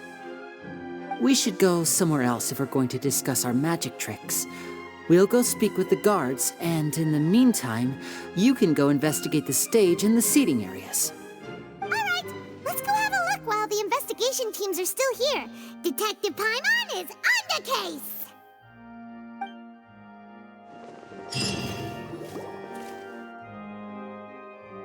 Hello, officer. How's the investigation going? I see. You must be the traveler that Lady Farina mentioned. Listen, I'll be perfectly honest with you. I'd avoid getting mixed up in this whirlpool of a mess if I were you. Huh? What do you mean? Come with me and you'll see. The deceased is one of Linny's assistants, named Cal. Even though he hadn't joined the troupe long, he was hardworking and everyone generally liked him. The assistants are usually in charge of setting up and inspecting the props, as well as assisting with the show and keeping the crowd engaged. As you probably saw when you were in the audience, the water tank suddenly fell and smashed the box with Cowl inside it. This is the real mystery. We've already searched the scene and were unable to find any traces of the girl. However, if you look carefully, the box was positioned directly under the water tank. The ropes holding the tank were then burned by the pyrotechnics on stage, causing them to snap. All these factors lining up so perfectly makes it hard to see this as a mere accident. If anything, the more logical explanation is that the whole incident was intentionally planned, and Linny is the most likely person to have access to all these areas. But he doesn't have a motive. Are you both good friends of his? Well, you can't say we're good friends, but we've known each other for a little while. So in just a short time, he was not only able to win your trust, but even convince you to act as his attorneys. I know there's no such thing as magic. The real trick of a magician is holding the audience in the palm of their hand. I've seen a lot of cases, and I can tell you that people are the least reliable kind of evidence. Sorry, I tend to be pretty straightforward. Just know that I'm warning you for your own good. Anyway, you may investigate the scene of the crime yourselves if you're curious. Who knows, maybe you'll be able to come up with some new evidence.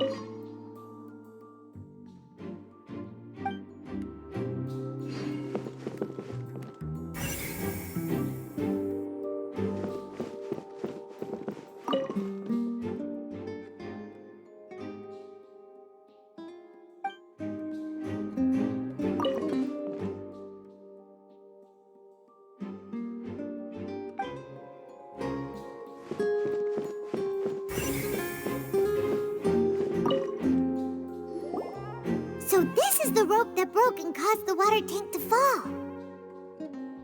The rope looks pretty durable. How can it be burned through so quickly by fireworks? Why are you suddenly so serious, Traveler?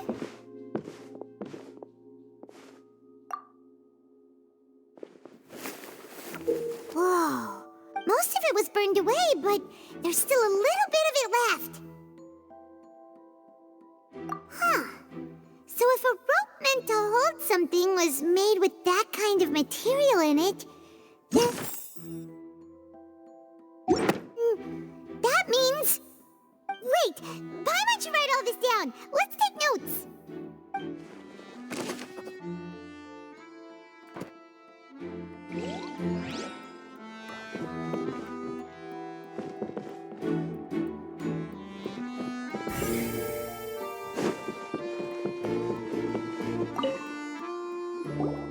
Hello there. What are you investigating? Oh, this location has also been cordoned off because the Magic Troupe members are currently considered prime suspects. The investigation team is still collecting evidence. The seats were all booked in advance, so we were able to deduce the missing woman's identity by checking the guest list. Sure, it's not like this is confidential information. We will publish it later anyway when we petition the public to help us find the missing person. Her name is Halsey. She's a painter from Fontaine who's made a bit of a name for herself. Apparently, she wasn't a regular at the Opera House, but she'd been feeling some pressure with her work lately, which made her decide to come see the magic show. The Magic Troupe members all claim not to know her. We have looked into her social connections. It seems that she has no personal grievances or conflicts of interest with the suspects. Simply put, she wasn't related to the magic troupe at all, which matches the features of the previous serial disappearances. Were the victims of previous cases also chosen at random? That's how it seems to us.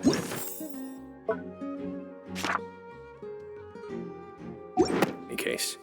Apart from the fact that they were all young women of around the same age range, there really weren't any other connections between them. Okay then. No need to be so formal. If you do happen to see the missing girl, please be sure to contact us. It is of utmost importance that we get to the bottom of these disappearances.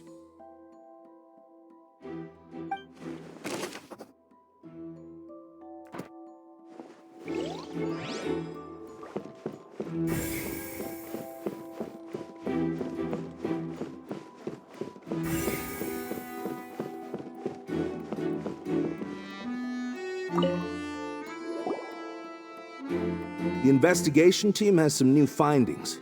Turns out there's an issue with the random number selector after all. See, I told you. What if the machine picked some big guy's seat? You think the murderer would have still made his move then? Sorry to interrupt, but we're helping Linny and Lynette with their side of the investigation. What were you saying about the number selector? There's something wrong with it? You're trying to help them? That'll be a tall order. Linny used the machine to pick a random member of the audience during his performance, right? The lucky girl that later disappeared. Well, we thought there might be a serious problem with the machine, so we had it taken away for further inspection. It turns out that the seat number it picked wasn't random at all. The machine picks that same number every time. I'm sure you already know that you have to make a reservation in advance to get a seat, regardless of whether it's a trial or some performance. In other words, Linny knew who would be sitting where from the very beginning. That much checks out. Linny reserved our seats for us too. Bet you see why I was saying it'd be tough to make a case for Linny. Even though it's bad for Linny's case, Paimon had better write it down.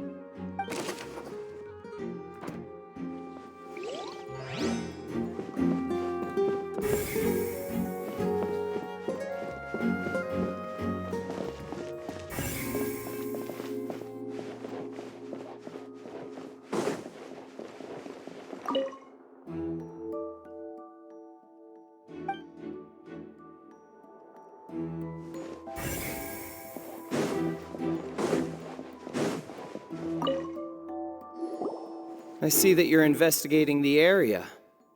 Well, it just so happens that I'm interested too. If you find any new and interesting leads, be sure to share them with me, all right?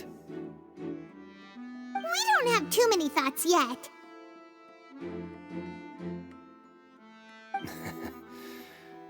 Then why don't I tell you my hypothesis first? The way I see it.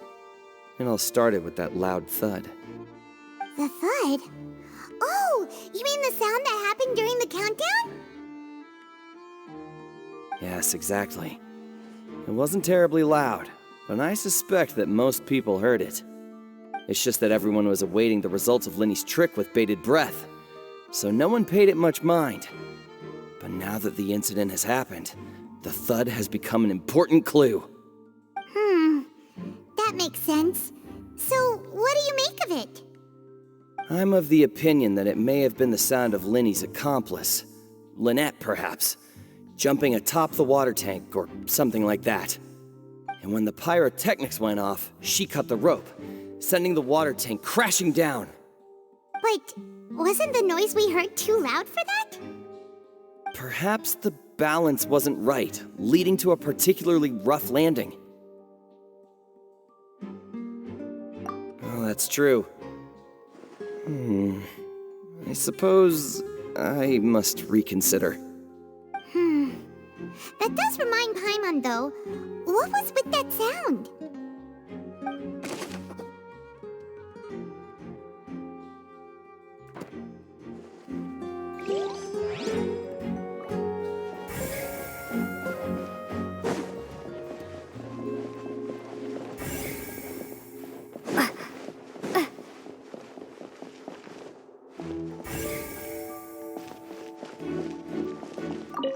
Lenny's still talking to the guards. It seems he'll have a lot of explaining to do. I think someone will be assigned to monitor us later, but that's alright.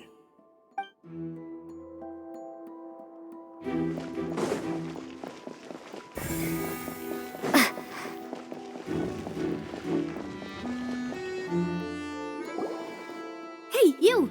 Yes, both of you! Over here! I've been keeping an eye on you for a while now. Huh? You mean us? That's right. If I'm not mistaken, you're also among those who wish to cut down the thorns and pursue the truth. No? And by the looks of it, you're not from Fontaine. Well, you're right on the more about that one, but who are you? Have you never heard of the Spina di Rosula?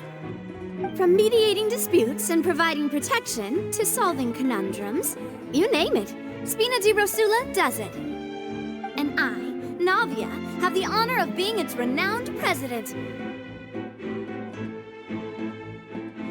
Though those who play by our rules call me boss. I'm Silver, her attendant. Pleased to meet you. And I'm Melus. Demoiselle's various daily needs and affairs are under my purview. Huh? Boss? Demoiselle? What gives with the names? Well, I am the second generation president. Melus and the others are still used to my previous title. My apologies, Demoiselle. Should you prefer, boss, I will endeavor to use that instead. No, no need. You don't have to call me boss. Just Navia is fine. Okay, if you say so. Not that we're members of Spina di Rosula anyway. All merely trifling details. Never mind. Now, back to the situation at hand. That's right. I've always kept an eye on the serial disappearance cases. My interest stems from a matter back from my father's time. Judging from the look of things, I find Linny an unlikely mastermind. Really? We think so too! That's why we're looking for clues now.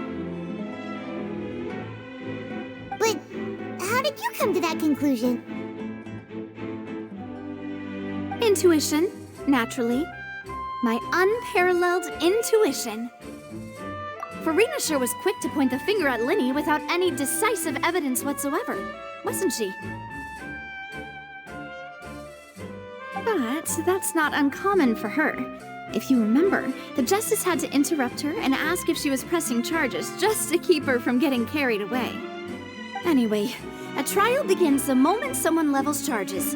And, of course, there was no way Farina was going to back down in that situation. Sounds more like you just don't trust the Hydro Archon. Well, what's your opinion? I must admit that she can be interesting at times, but liking her doesn't mean that I'll blindly agree with her. All right, I've answered your question. Now, it's time you answer mine. Wait a minute, did that answer count? Well, I say it does. But don't worry, you won't hear any pointless questions from me. In your opinion, do you think it's right to treat a trial like it's an opera?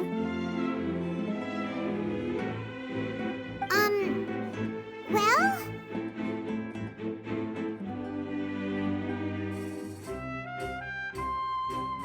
And why would that be?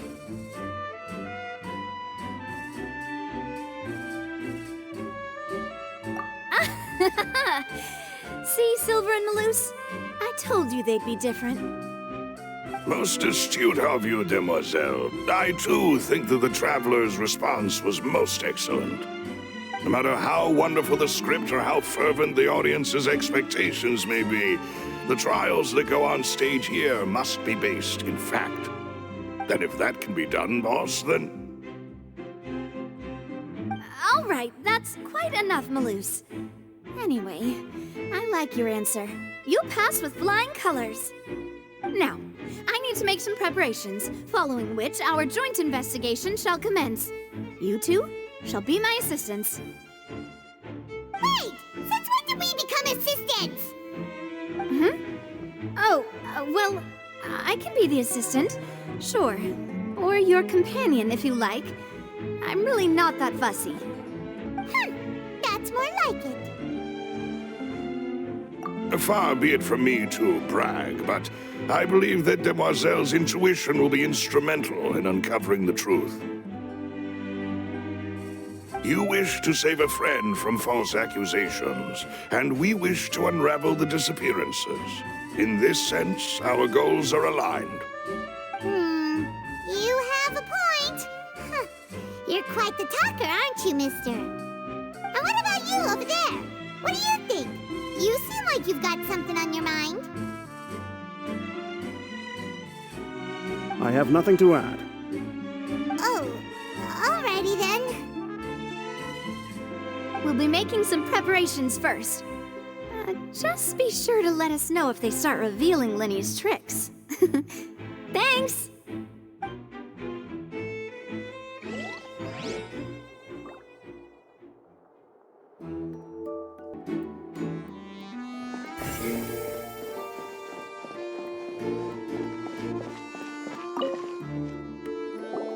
Sorry, but no one can freely enter or exit the Opera House at the moment. If you wish to leave, you must register your identity with us first. No, we're not leaving. We're representing Linny and Lynette as attorneys, so we're investigating the case. Were you always guarding this entrance? Yes. After the Chief Justice gave the order, everyone coming in or out must undergo a strict inspection. So, the missing girl couldn't have left from here. At least, not from that point on. I doubt there was much opportunity then, either. How can you be so sure, Well, because I was in charge of security near the entrance at that time. I couldn't see Linny's performance from here, which was quite a shame. Just my luck. But still, I did not abandon my post, and I stayed put no matter how loud the applause was. If someone had so much as even approached the door, I would have noticed it, let alone if they had tried to leave. We Melusines are good at that sort of thing, you know. So, it's safe to say the girl couldn't have left through here.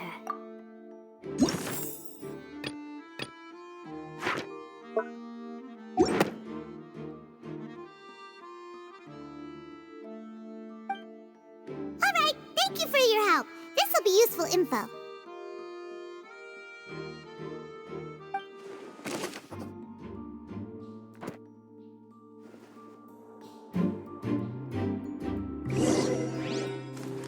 We've checked everything of note here at the performance venue. Paimon wonders how Linny's discussion with the guards is going.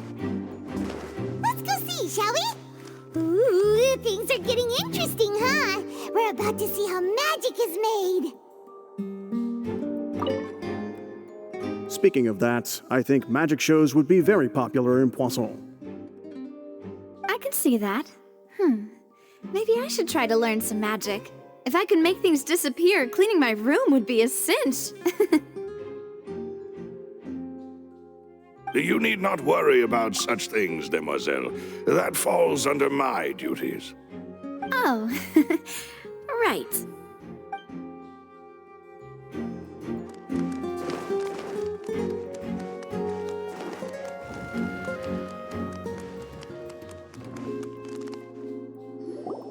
Understood. Then I will be going with you. Just so you're aware, I will be monitoring your actions and making notes as necessary. Very good. Thanks for being so agreeable. I'd pull a rose out of my hat as a gift for you if I could. You may spare the pleasantries. I'm just doing my job. You've arrived. Who's this? Me? I'm Spina di Rosula's guardian angel. If you've got a problem, I've got the firepower. Sorry, I got a little carried away there. Call me Navia. I'm a partner of theirs, and we'll be helping investigate this whole situation. And these are my companions. Would you mind if they join as well? fine by me. Oh, new helpers? I would be most grateful. Well, let's just say we're tagging along. It's not every day you get to see the secrets behind magic performed on such a large scale. I appreciate your kind interest. Come with me. We'll be heading below stage.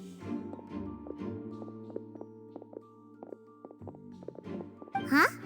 Below stage? Yes, a world of secrets is hidden beneath this magic box, prepared specifically for this switcheroo trick. But before I reveal everything, you should have a look first. Notice anything strange here?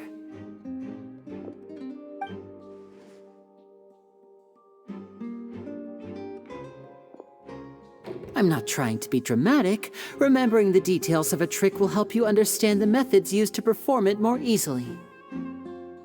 Huh.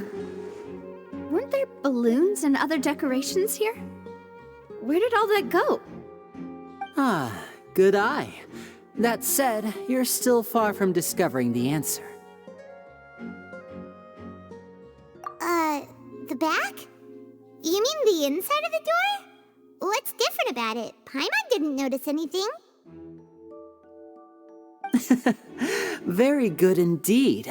I thought you might not be able to catch that, given that you were sitting in the first row. The back of this door was patterned. Those patterns are now gone, replaced by a smooth wooden board. So, if you put 2 and 2 together, what do you get? Exactly. All right, let's go. I'll tell you how it works as we head down.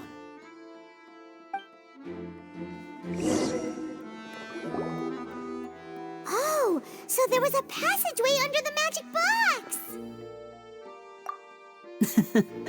I knew you'd figure out most of it as soon as you saw this place. The 2 magic boxes are positioned right above the 2 entrances of the tunnel. See this flatbed trolley?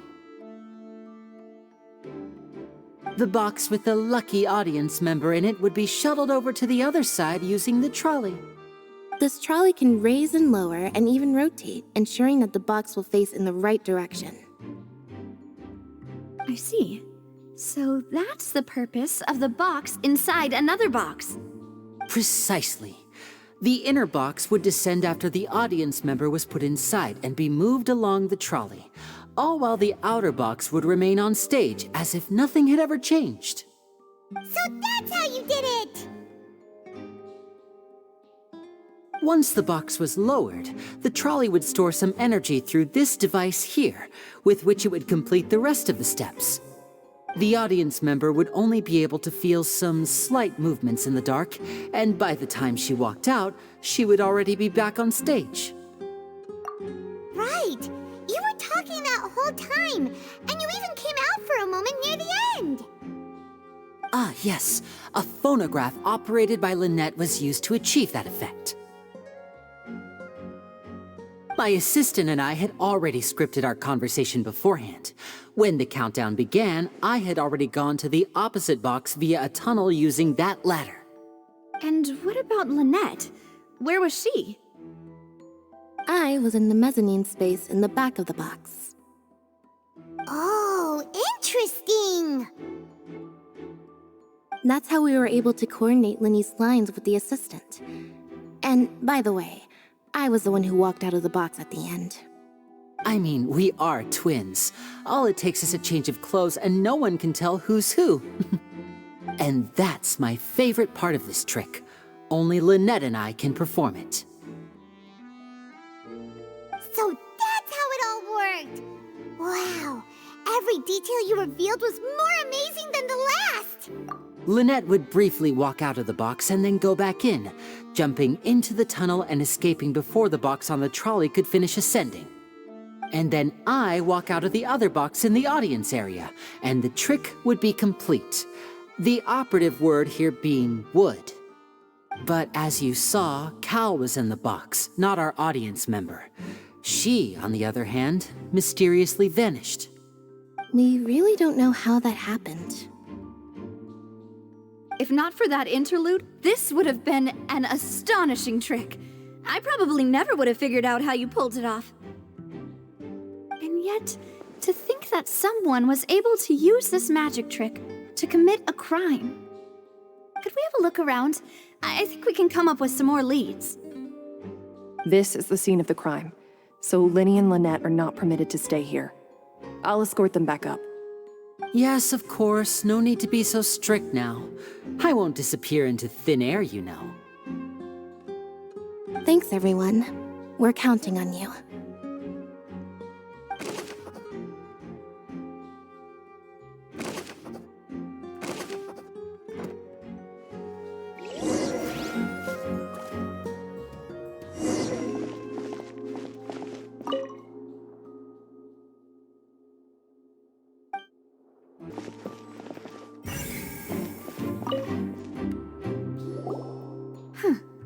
What's this? Looks like a hook tied to the end of a rope. Huh? Perhaps it was a prop for a different trick. But why would it have been left here? Whatever it is, let's make a note of it first.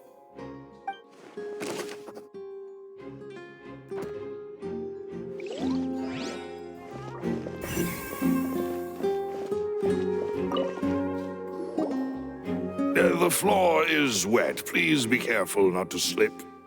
Speaking of which, why would there be water here? Oh, Paimon knows! It's one of those tricks where you pour water into a jug and then flip the jug over only for the water to disappear? And here's a broken vase. Huh. Did the trolley knock it down while moving? That can't be. The trolley moves along tracks from start to finish. It couldn't have hit the vase at this distance. Let's note this down too and think about it later.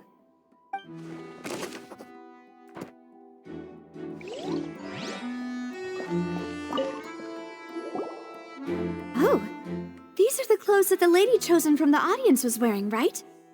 Her clothes are here, but she's nowhere to be found. Right. And do you really need to do that if you're kidnapping them? Ugh, this is so confusing. Paimon doesn't want to be a detective anymore.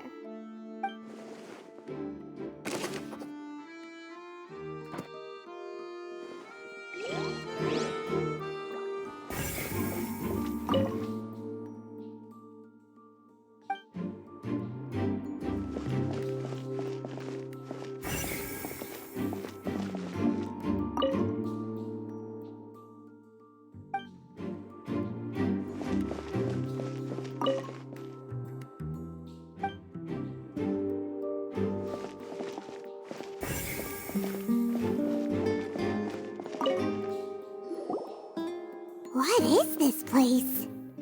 It seems someone could fit through here. Could this have been the suspect's escape route? Alone, perhaps. But if they had to pull another person with them, the space would be too narrow. But there are no other ways in or out of here.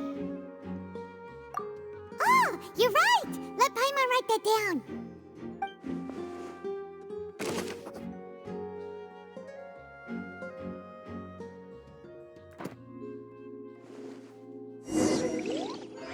Seems we're just about done investigating down here. Yes, let's head back up.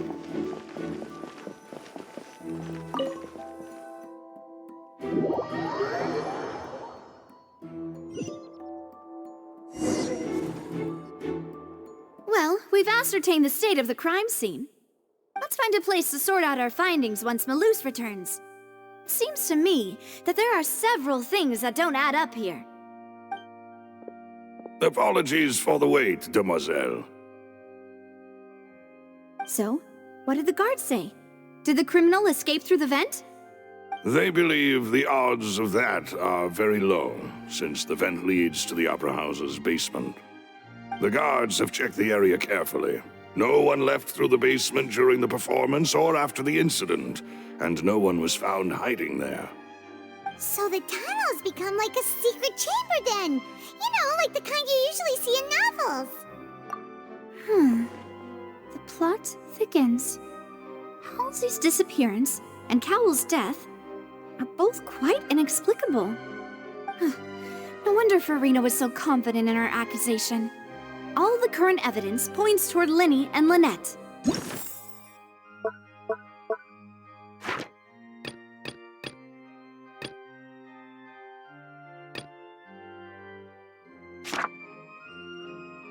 In other words, the charges are very likely to be upheld unless we make some considerable progress.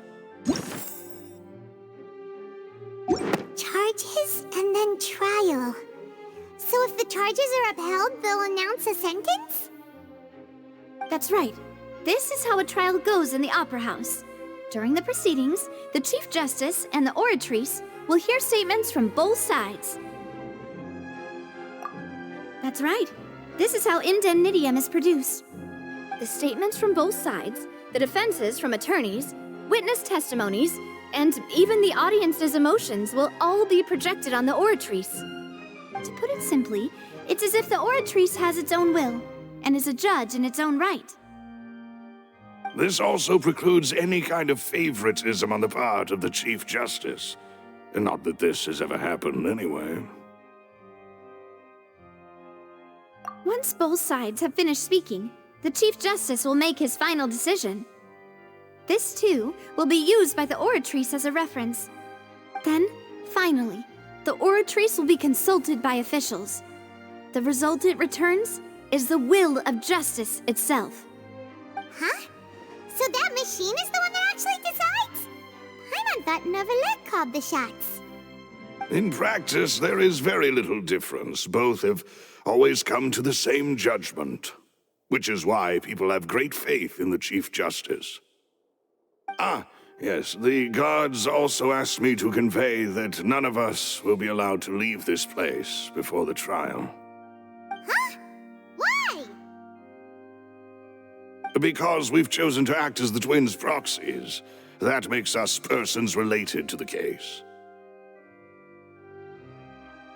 They're concerned that we might be colluding with outside parties, or that we might find outside help to disrupt the case. And even if that were not so, it could prove problematic if we happen to spread key information about the case ahead of time.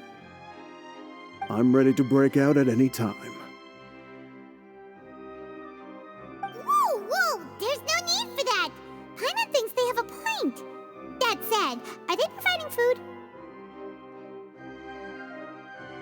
Of course. I just hope you don't mind the lack of options. I'm afraid that catering to all tastes is not in the cards, nor is any guarantee of balanced nutrition. In that case, let's just sort out our findings together here. Pity. I was hoping to take you to try some of Fontaine's famous desserts, too. I mean, what better way to properly think through our findings than over some tea and sweets? Huh. Breaking out suddenly doesn't seem like such a bad idea after all. Just kidding! Paimon will still do her best, even if there are no snacks. What do you mean, no snacks? Of course we'll have snacks. If we cannot buy some, then we'll simply make some. Huh? Here? But how? Understood, Demoiselle. Everyone, please come with me.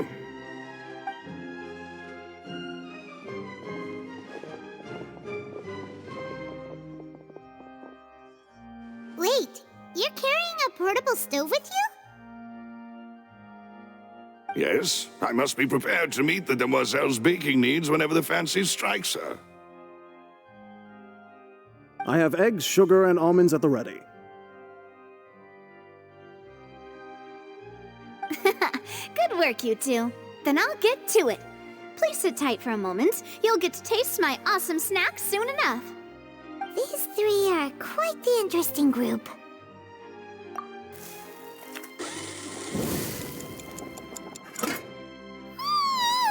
And Paimon thought it smelled good while it was still in the oven! Oh, it's even better now. Paimon can't stop drooling.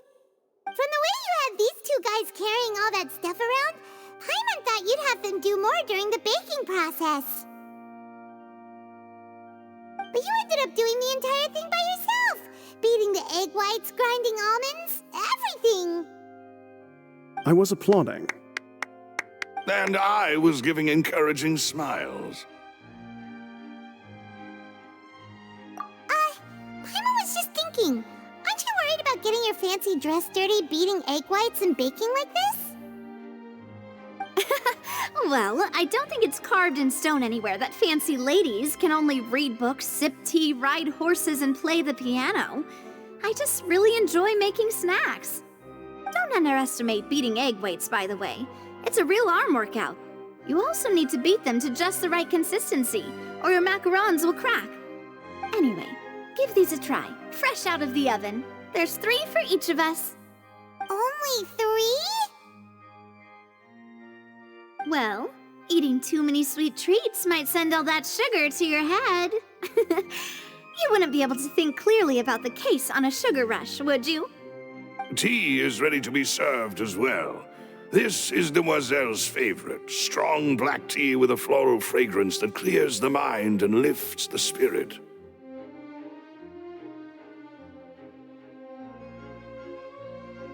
No need for concern. I'm merely doing as I should.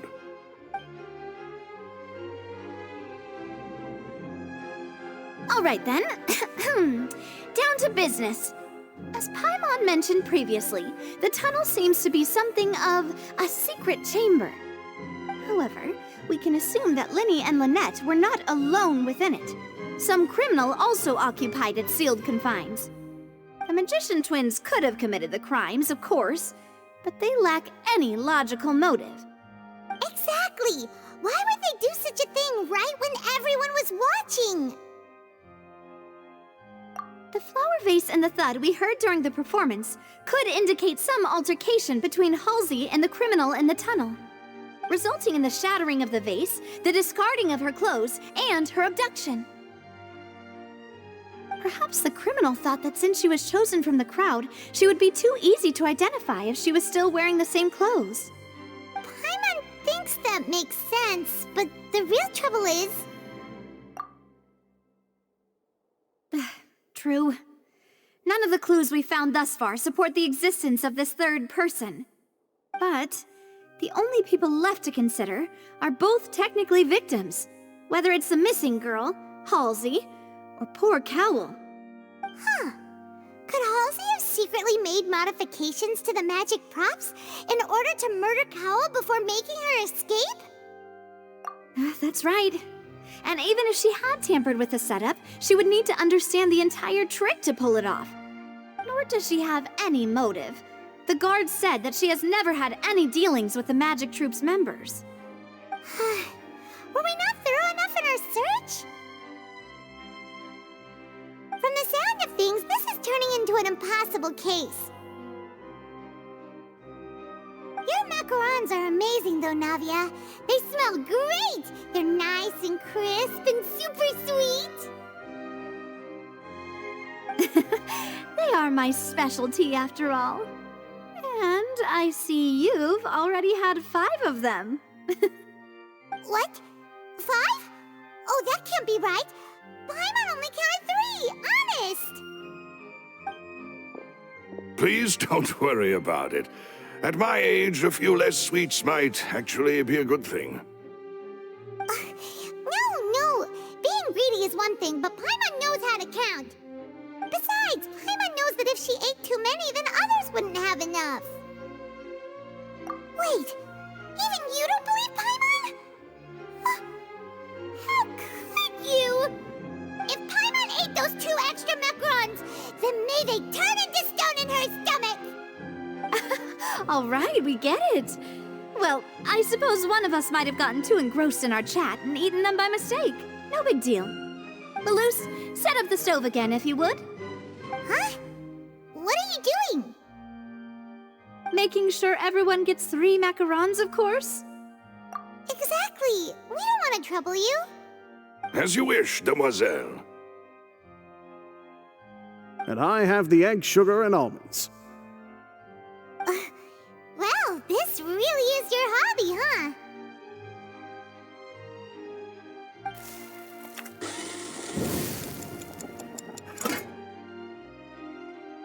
Well, that's it for snack time.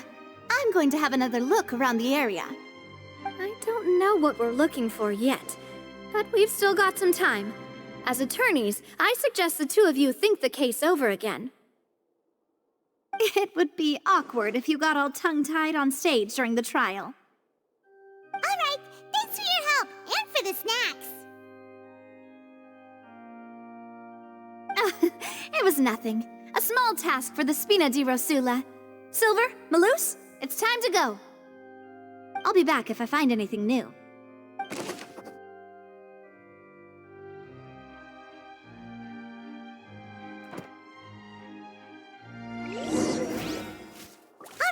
It's time to put our heads together. We've got to get our defense ready for the trial. Oh, it's probably gonna be a long and difficult case. There's no point in worrying about that now. We just need to prepare. Here, take Paimon's notes. They should help you review the situation.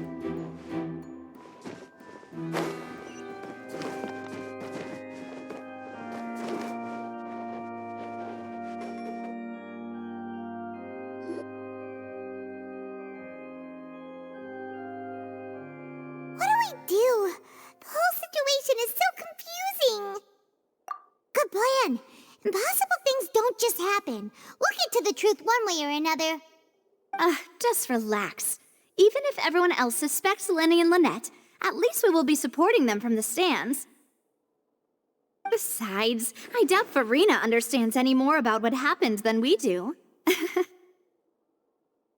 Thanks, Navia. Well, we'll be going then. Best of luck to you.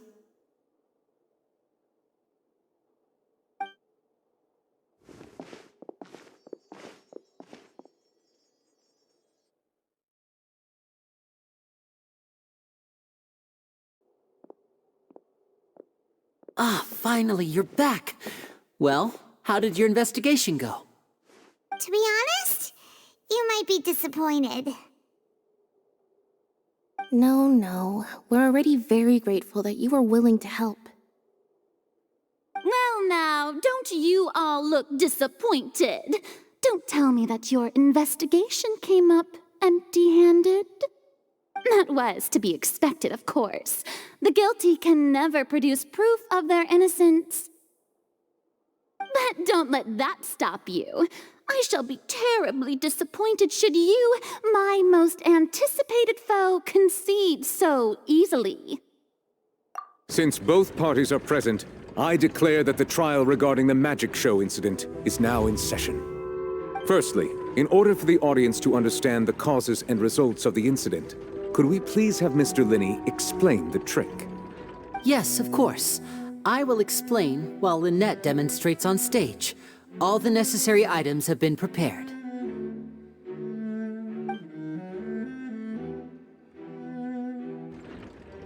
Thank you, Mr. Linney. In that case, I take your statement to be that you ran to and remained hidden within the magic box in the audience stands once the trick began, and thus could not have committed the crime. Is this correct? Yes, that's correct, Your Honor. In that case, I call upon the prosecution. Lady Farina, do you wish to refute his statement in any way? Why, of course I do. Allow me to take the first shot and break this case wide open. Mr. Linney is clearly lying. There is no way you could have been in the box the whole time if you were to abduct Halsey and murder Cowell. In fact, I'd say you were hardly in that tunnel at all.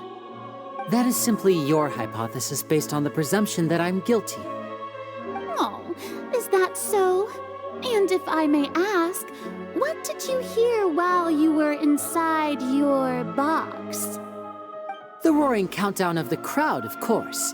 That's how I kept track of the time and built anticipation for the finale. And you didn't hear anything else at all? Nothing that might leave an impression of any kind? No, nothing. I see. But when the count reached 30 seconds or so, there was a thud. One so loud that I believe practically everyone heard it.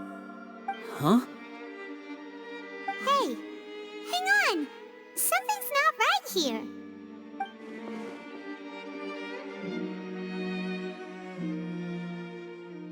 Yeah, I'm sure he could have heard a noise that loud from inside the box. I was right by the box, and I definitely heard the thud. Look at those scales. Could those mean...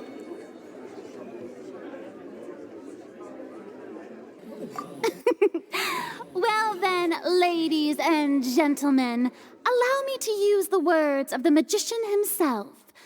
You never know what can happen in the blink of an eye. Indeed, it seems his alibi can also collapse in the blink of an eye.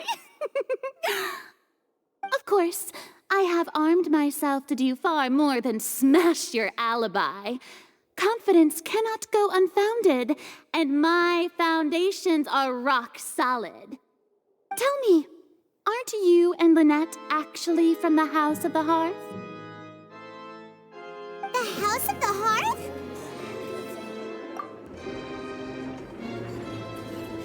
No wonder they did something like this. So the serial disappearances were the Fatsui's doing. Now it all makes sense.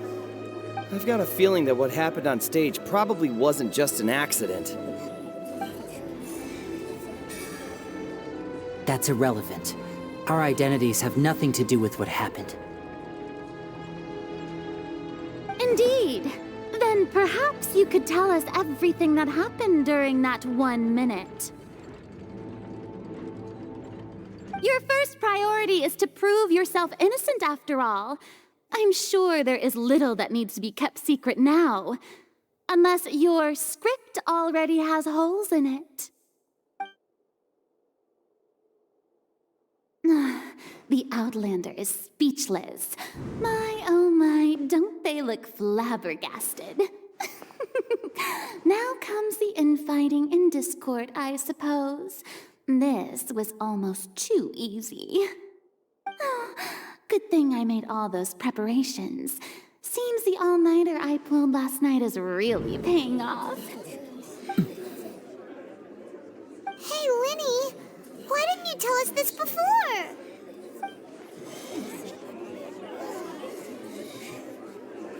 Order! Order! Mr. Linney, allow me to re-establish the facts. Lady Farina has raised 2 points. First, when the thud was heard in the Opera House, you were neither in the box nor the tunnel. Second, you and Ms. Lynette are both members of the House of the Hearth. Are these claims true?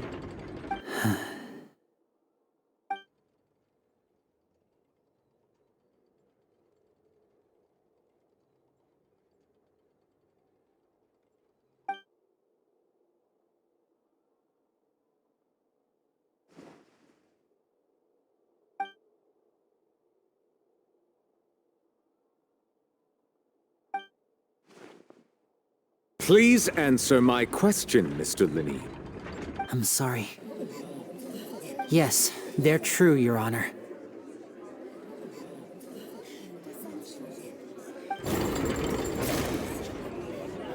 I knew it!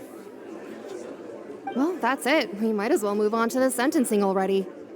What should we do now? Granted.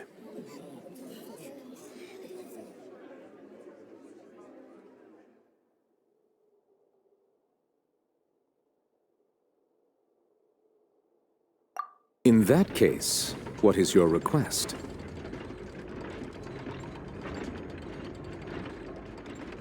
Is that really necessary? They're already as good as guilty. The defendant deceived their own attorneys. What is there left to discuss? Order! Order, I say! Your request is reasonable, and we shall adjourn. This trial will reconvene in 1 hour. So you would stick to Mr. Linney's defense even after knowing what you do now? You certainly have more professionalism than I thought. In that case, my dear audience, let's allow the joy of victory to steep for a little while longer.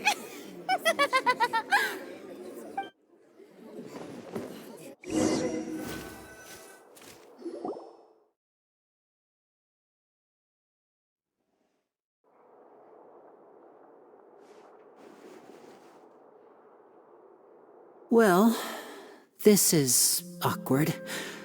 I didn't think the Hydro Archon would dig all that up. I'm sorry, Traveler and Paimon. Yeah, sorry. Paimon doesn't know where to start. We trusted you two. We based our entire reasoning on the assumption that you weren't bad guys. Not to set the wrong tone or anything, but Paimon's really mad! I'm very sorry. I know you're angry, and reasonably so, but please, let me explain. I know you've clashed with the Fatui several times before. I wouldn't be surprised if just hearing the word is enough to make you upset. But our organization is very, very large, and the Harbingers have very different personalities and goals. Right now, we want to save people. As many as we can. That's right. I'm sure we're on the same page when it comes to this nation and the disaster that its people might face. I knew if it weren't for our respective identities, we could become good friends. That's why I didn't wish to flat out lie to you, but chose to hide some details instead. The truth is very important, but being completely transparent about everything would see us spending more effort than we need to.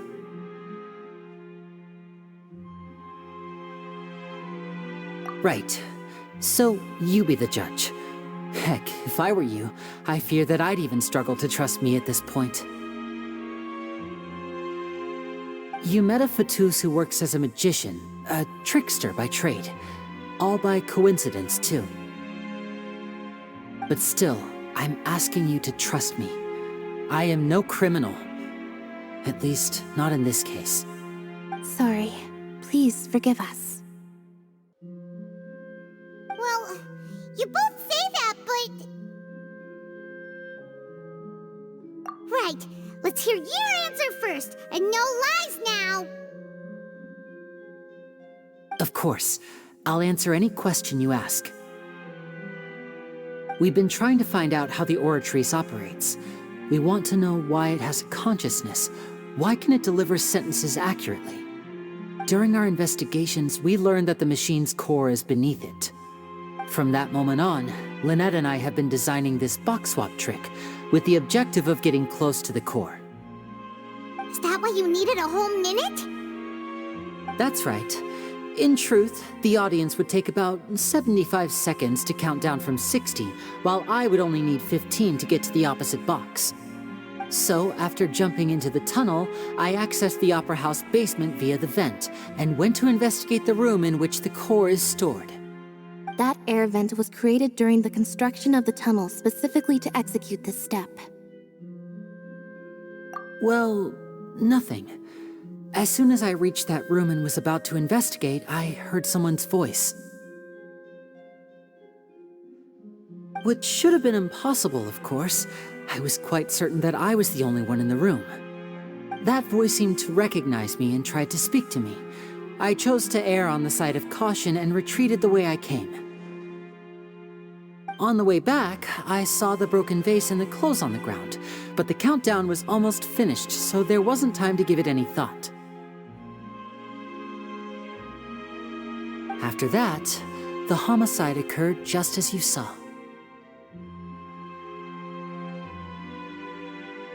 Well, that explains why you didn't hear the thud. Because of that prophecy I told you about, of course. We must know all we can about this nation's secrets in order to deal with that prophesized crisis. That's the only way we can save everyone. So, there you have it. The whole truth. I swear, I didn't hide anything from you this time. It was never my wish to proceed under this cloud of mistrust either. But like I said earlier, you can be the judge. If you want to leave because you don't trust the Fatui, there's nothing I can do to stop you. Well, Traveler, you decide. Paimon will follow your lead however you choose.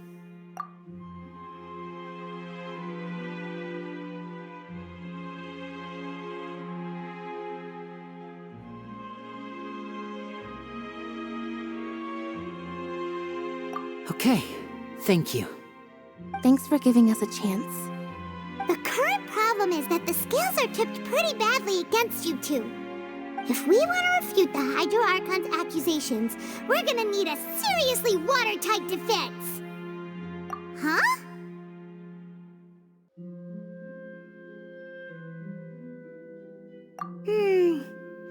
Oh, Paimon thinks she gets what you mean.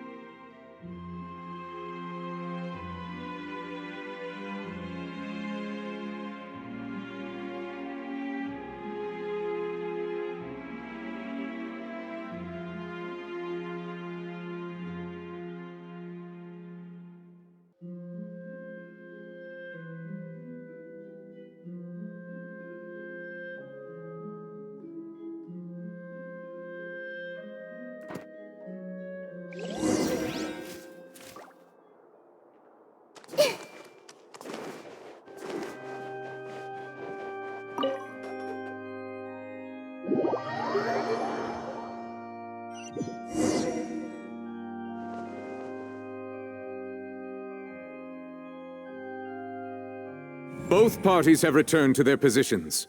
Let us continue the trial. When last we left off, Mr. Linney acknowledged the new evidence presented by Lady Farina as fact. Therefore, Lady Farina may continue stating her reconstruction of the events. Ugh, that took long enough. Now then, if everyone would lend me their attention. At this stage, let's revisit that scene from Linney's perspective.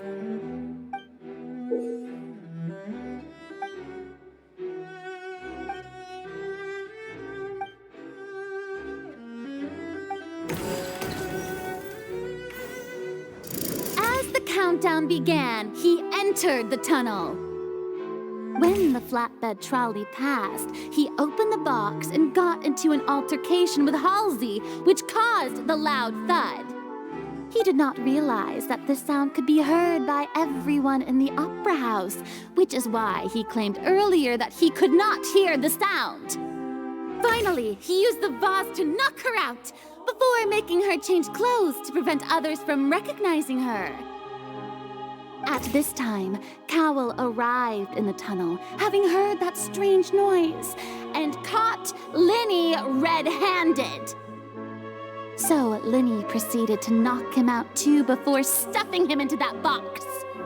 Afterward, Linney passed the unconscious Halsey to his accomplice through the magic box in the audience stands, before operating the devices such that Cowell's death would be ruled an accident. And there you have it. That's the truth behind what happened. Does the defendant's side have any objections to Lady Farina's description? The key to refuting Lady Farina is the order of events. What Linney experienced and what he saw.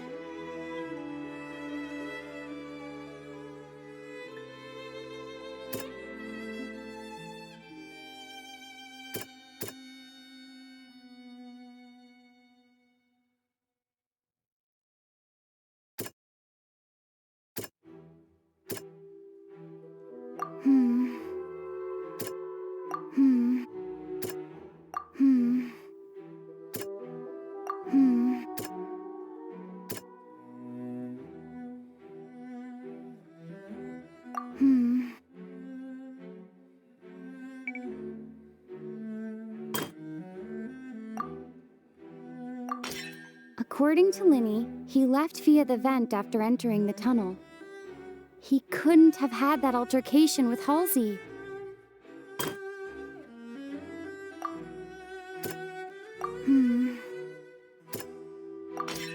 Linny went to the room that contains the Oratrice's core. This is the actual truth.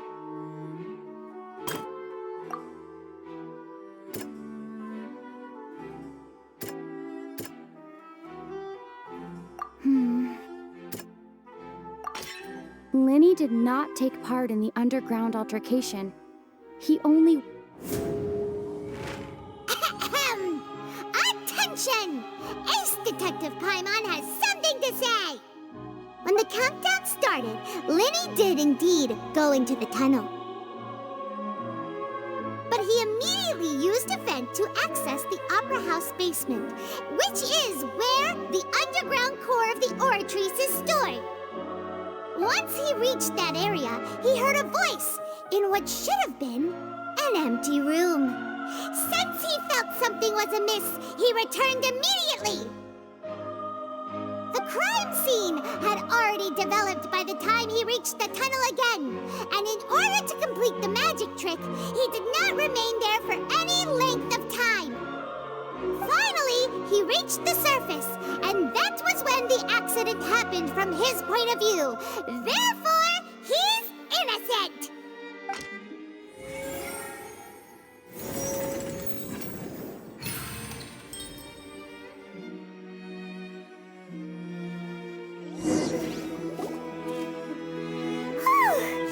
Paimon did it!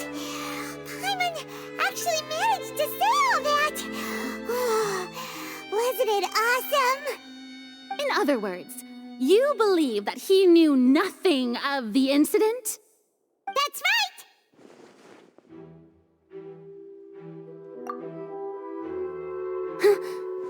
My reasoning?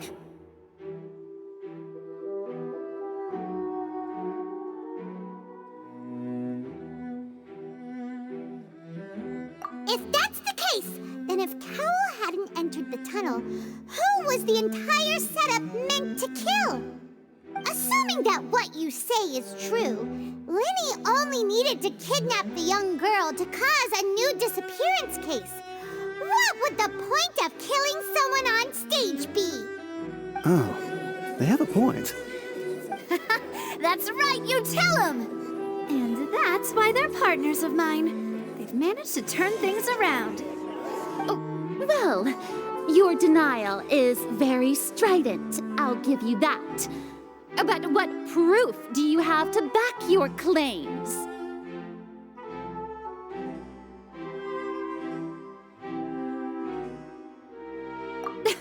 Of course I do. If he had been in the magic box the whole time, how could he have not heard that sound? Why do you ask? You're saying that he wasn't?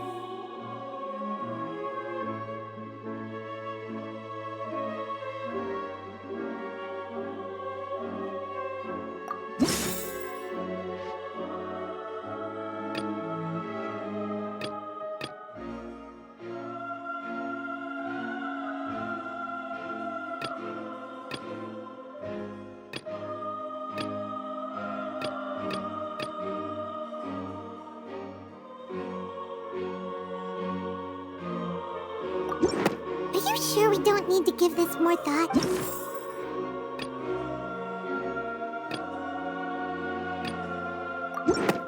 That's right! Linny wasn't in the box or in the tunnel. That's why he didn't hear anything strange during the performance. This means that when the crime happened, Linny had already entered the basement via the vent. The same clue you used to disprove his alibi has now become the best proof! Ha ha! How do you like that? Well played. To think you'd use such logic. Well then, if it wasn't Linny who committed the crimes, then who was it?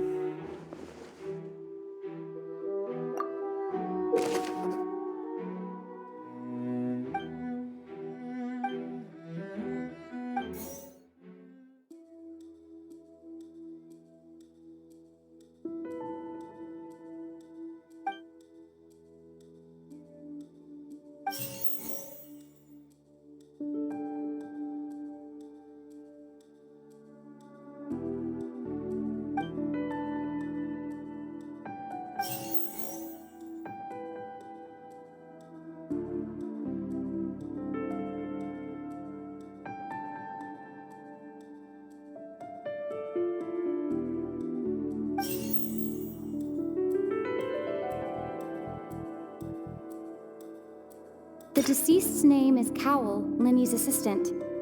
He would have been able to tamper with the equipment.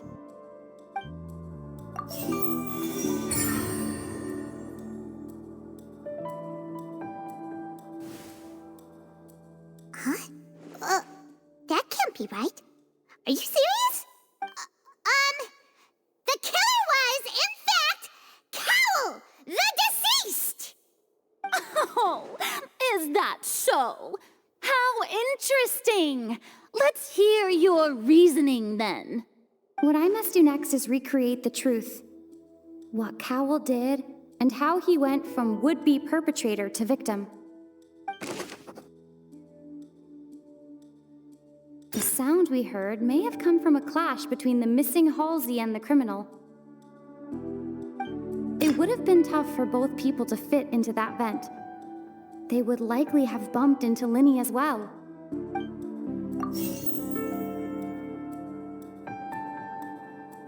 Lenny was not in the tunnel at that moment, which gave our criminal ample time.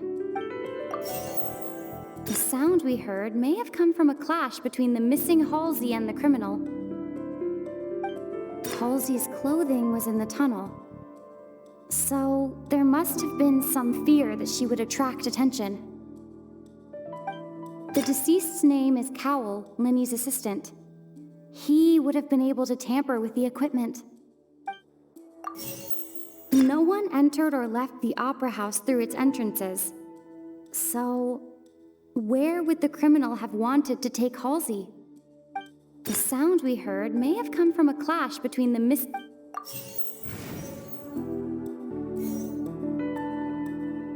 No one entered or left the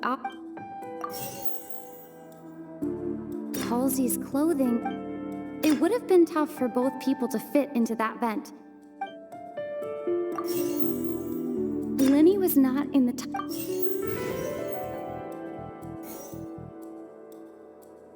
Halsey's clothing. The sound we heard may... No one entered or left the It would have been tough for both people to fit. Lenny was not in the No one entered or... Halsey's clothing...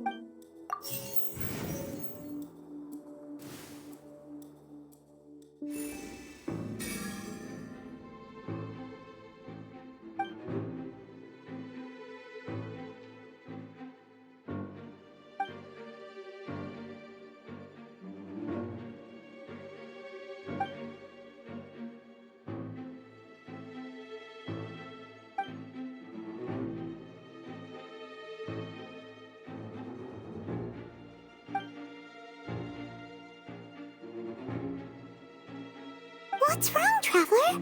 Are you still having trouble figuring things out? I see how it is. So this was all just a bluff. And here I thought you had something to show for it. But it seems you're still far from the truth. Look, since we're at a dead end, why not consider a different track? Just like the trick as it transpired, the end result must have been utterly different from the magician's initial design. If only we knew how Halsey disappeared. Well, that would be nice, but the tunnel only has 3 exits, and none of them seem very likely. And it's not like this is a magic trick where you can just make a real live person disappear. You know, like you did from that water tank, Lynette.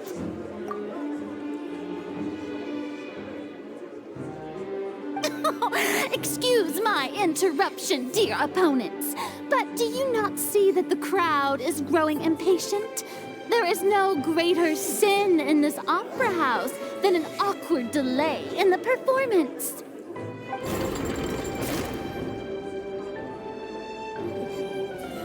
If the defense is unable to make further effective arguments, we will move on to the next stage of the trial.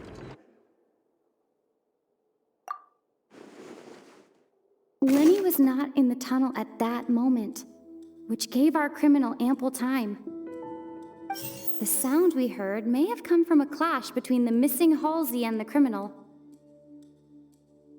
The deceased's name is Cowell, Linny's assistant. He would have been able to tamper with the equipment. The vase was not broken by chance. It was used to cover important evidence. The water.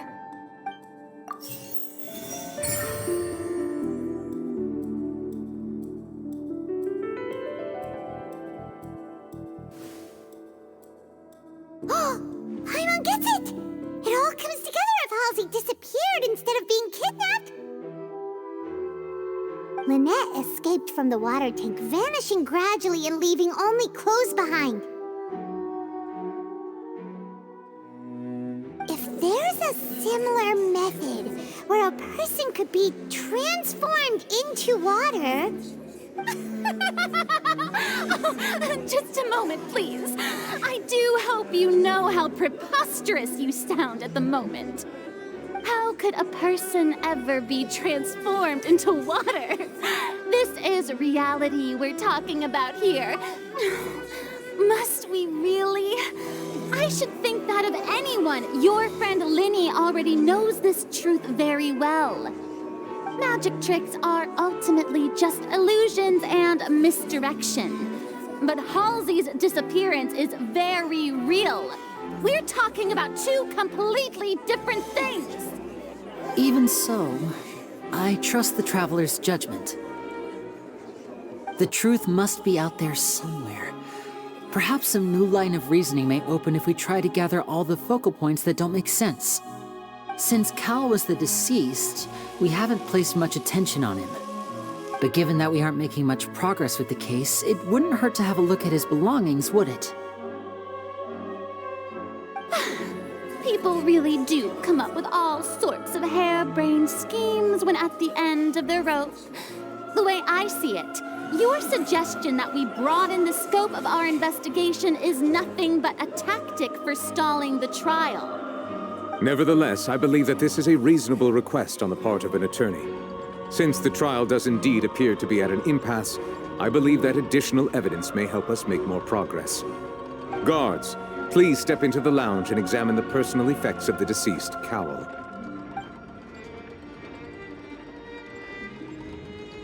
We are still examining the items, but we have already made critical progress that we feel must be shared with everyone post-haste.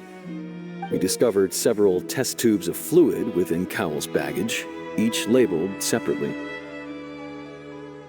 The notebook in his backpack claims that these fluids are water from the primordial sea. The primordial sea? The note's contents also indicate that Cowell belonged to an organization that sells illegal drugs and that he had an accomplice.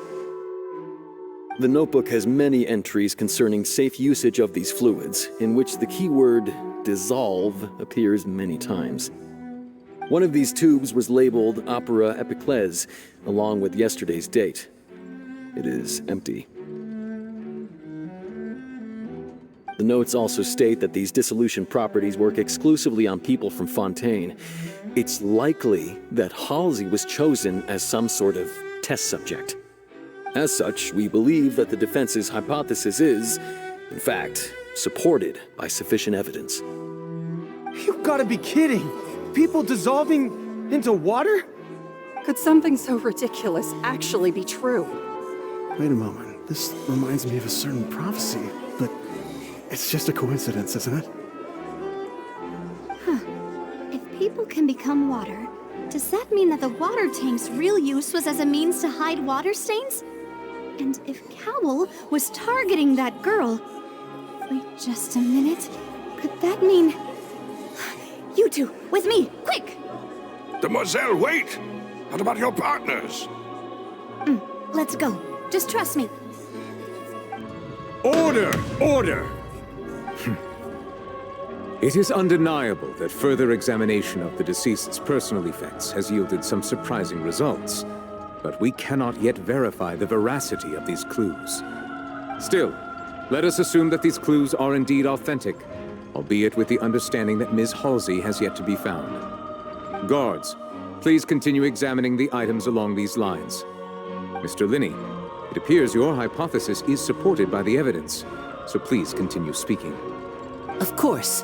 Thank you, Your Honor. If we uphold this hypothesis, I believe that many of this case's seemingly unrelated clues can be connected together. Right! Like the metal hook! That one didn't make sense at all.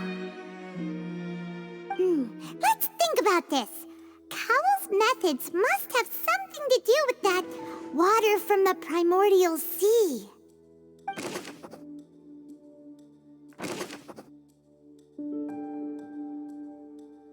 The deceased's name is Cowell, Linny's assistant. He...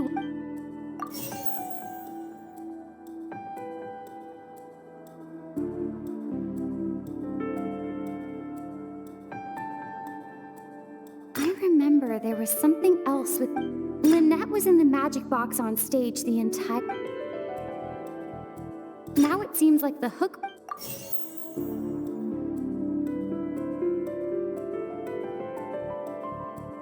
The water from the primordial...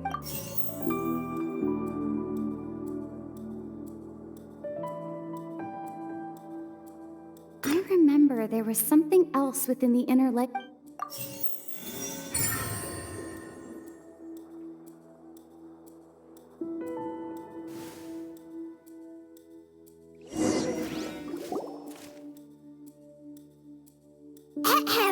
It's Ace Detective Paimon's time to shine again! In the original plan, Cowell would tamper with the water tank rope and the number selector securing his target.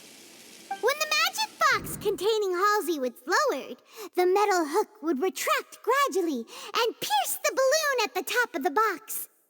When the balloon attached to the box popped, the water from the primordial seed inside it would pour down and dissolve Halsey.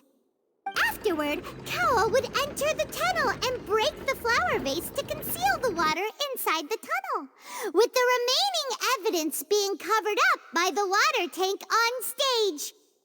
But he encountered something unexpected in the tunnel and wound up being fatally hit by the same water tank he meant to use to cover his tracks. Huh. That does make sense.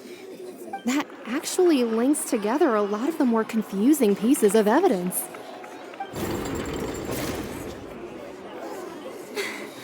Oh dear, what do I do? Even I think they sound convincing now. Have I falsely accused an innocent person? What a humiliation. Now, it seems like the only point of contention remaining is the exact circumstances that led to Cal's death. His notes mentioned he had an accomplice who could be related to the situation. On that note, the guards have just contacted me indicating that they uncovered new evidence. I shall now invite him on stage to share it with us. Thank you, Your Honor. We were just inspecting the luggage of the other people involved in this case. And we found an identical sample of the water from the primordial sea among Linny's personal effects. What? That can't be. Oh, I see. Well, how wonderfully comedic to have your own counterattack only to come back and wound you. Does this not clear all doubt? My dear citizens, my loyal audience, allow me to present my reasoning and bring this performance to a swift close. Linny did not need to take part in the dissolution of the young woman at all. Indeed, he did leave the scene via the vent. Having made modifications to the props beforehand, his accomplice Cowell then caused Halsey to vanish using the water from the primordial sea. But upon his return, in cruel avarice, Linny desired sole credit and prepared to do away with his partner in crime. Ultimately, he knocked Cowell out, and the tool meant to cover the crime up also became a murder weapon. Now, as much as I regret having come to such a viciously straightforward conclusion, it does seem that the famed Fatui is quite the cold-blooded and ruthless organization. Am I right, Mr. Linney? We've used up all the evidence we collected. There's no way for us to make a rebuttal here. Is this the end of the road?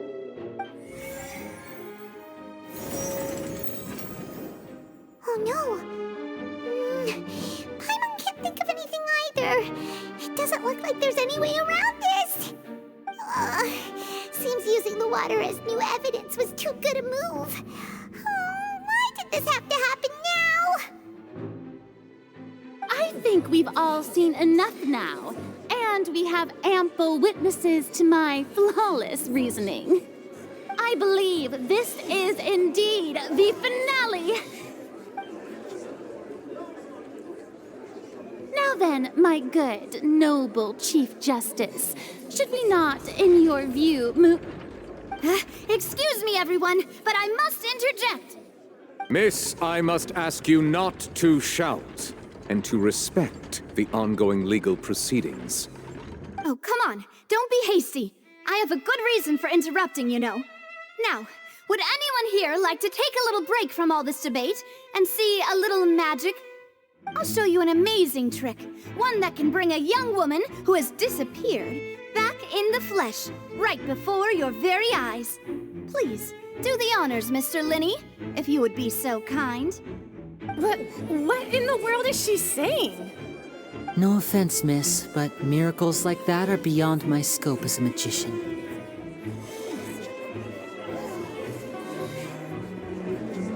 Come on now, don't be silly. Magic is all about misdirection, isn't it? It often conceals the truth while presenting a fascinating illusion. But once everyone believes the illusion, can't magic reveal the truth to them once again? And wouldn't such a trick be the most marvelous finale to today's performance? Come on, Lenny and Lynette. Give it another go. Don't worry. Spina di Rasula has made the necessary arrangements on your behalf. But, as the magic makers and stars of the show, I think I should leave the final performance to you. I understand.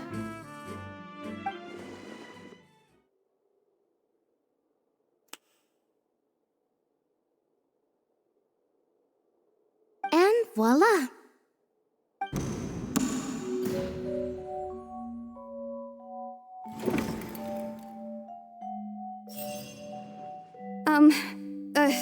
Sorry for the interruption. Wait, isn't that Halsey? So the whole thing about people dissolving wasn't true after all? To be clear, I'm only here because this person told me that if I testified, the merit of doing so would lessen my sentence. I was hiding outside this room listening to the proceedings because I was afraid that I would be the one put on trial. I was just feeling happy that no one had noticed me, and then before I knew it, she caught me. That'll teach you to underestimate us three. Where should I begin? I'm sorry. I'm the one who killed Cowell. I admit it. What? Why? Firstly, my name isn't Halsey.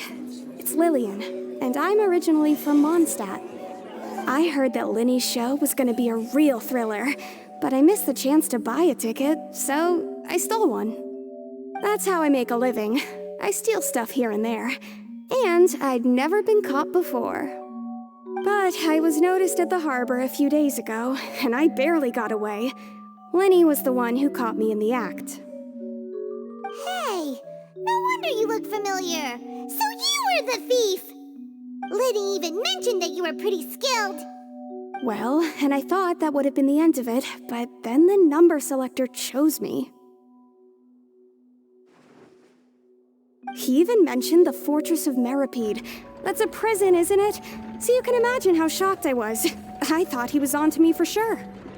So I played along with the show while looking for an opening to flee, but then I got water poured on me for no reason, and then someone jumped into the tunnel to nab me. I wasn't going to take that lying down, so I knocked him out and stuffed him into the box. There was nowhere to run from there, though, so I had to change my clothes and hide in a box containing performance costumes. I slipped out after the first guard arrived at the scene and continued hiding inside the opera house. Can a person even hide in there? But I swear I didn't know that the water tank would fall down. Really, I swear it. Had I known that, I wouldn't have put him in the magic box. I may be a thief, but I'm no killer. Well, that makes everything pretty clear now, doesn't it? This time, we need to tell the entire story from Lillian's perspective.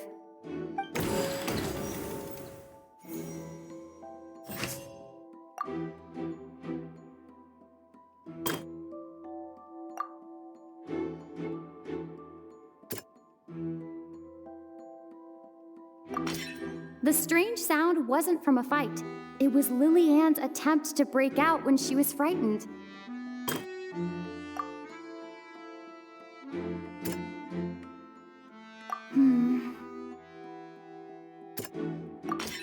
The flower vase was not broken to cover anything up, but was smashed during the struggle between Lillian and Cowell.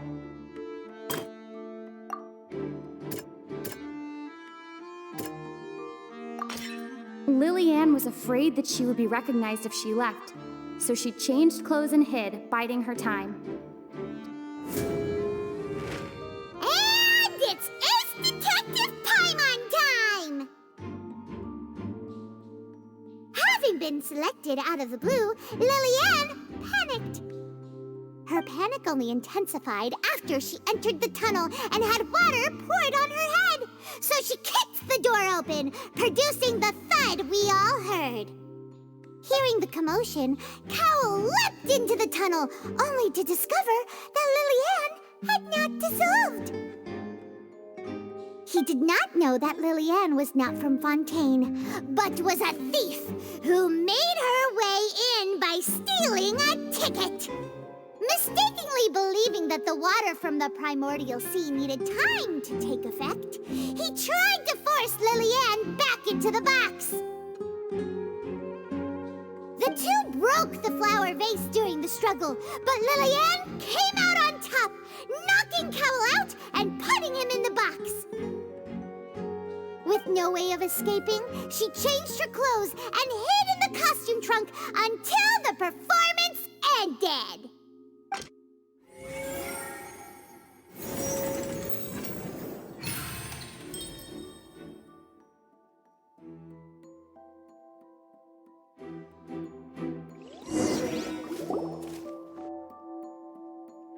She knew that she would have to go through guard inspection if she tried to leave afterward. So, she has been trapped in the opera house these last 2 days. She had already become desperately hungry by the time we were chatting over macarons. So, she swiped 2 of them right under our noses. Talk about a sneaky thief. At this point, all the events that happened in the tunnel have now come to light. Ah, so that's the whole story. Bravo! Bravo! Now then, Lady Farina, do you wish to speak against the defense's statements? Please answer the question, Lady Farina. Also, if I may add, the trial has not yet ended. As such, I request that the prosecution not leave the room before the proceedings have concluded. What, are you reading my mind now? No, I have no further arguments. I admit defeat. But really, could you at least have left me with some dignity? Wow, look at that! She's like a deflated balloon now. If there are no objections, then as the Chief Justice of Fontaine, I shall once again repeat the full sequence of events.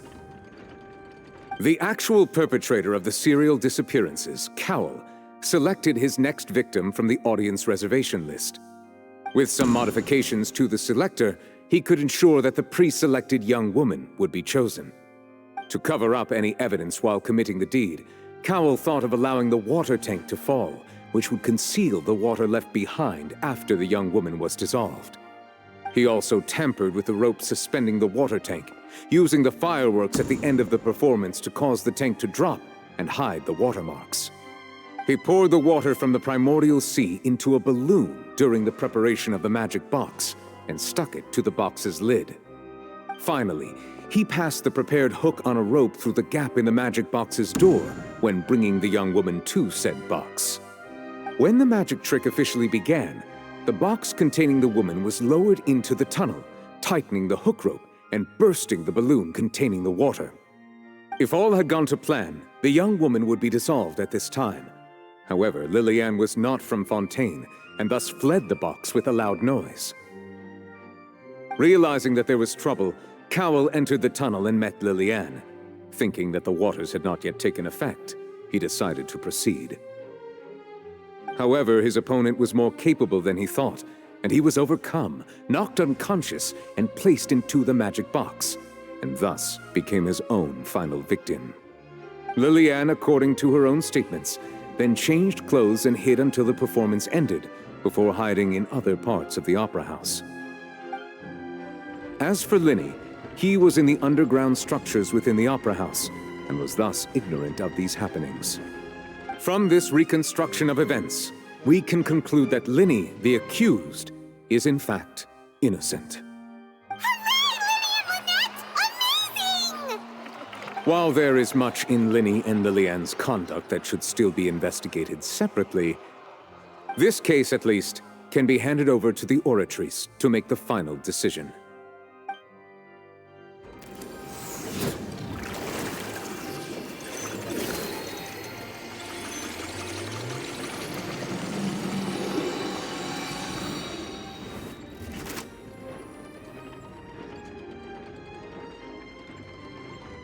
As such, Linny and Lynette are officially declared not guilty.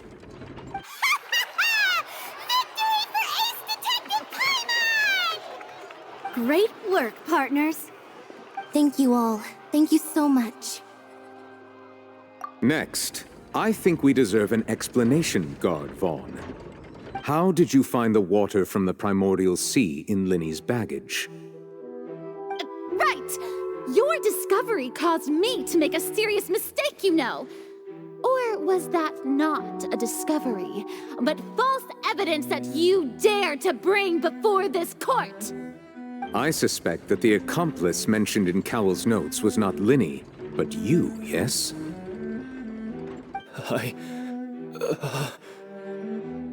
I'm sure you know what you must do to lessen your sentence. Speak quickly! Unless you want to earn yourself a one-way ticket to Coupon Town. I was just following orders. We were supposed to place blame for the serial disappearances onto Linny, and thus cause suspicion to fall on the Fatui. The higher-ups said this was the best opportunity to do so. And now that your plan has fallen through, and the secrets of the water have been revealed, you have become a liability to said higher-ups, yes? Therefore, you would be wise to tell everything you know, and seek the protection of the guards. Yes, I'll tell you everything I know. Our boss discovered that the water can cause people to dissolve. It can also be made into a potion, which when extremely diluted, can cause people to experience unforgettable exhilaration. We've been in this business for a while now, and have made decent more off it. The disappearances were also the boss's idea. I mean, this is the boss we're talking about.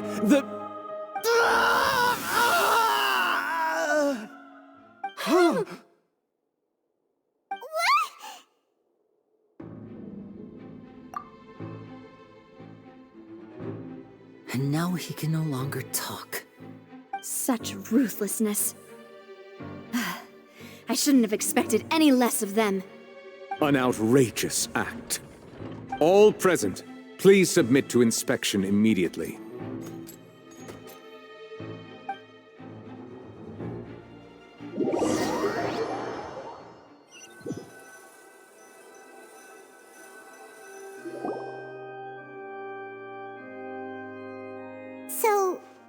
we're just going back now? That's true, but... Traveler, Paimon! Please wait. Lenny... I know you may not want to speak to me right now. Maybe you don't even want to look at me.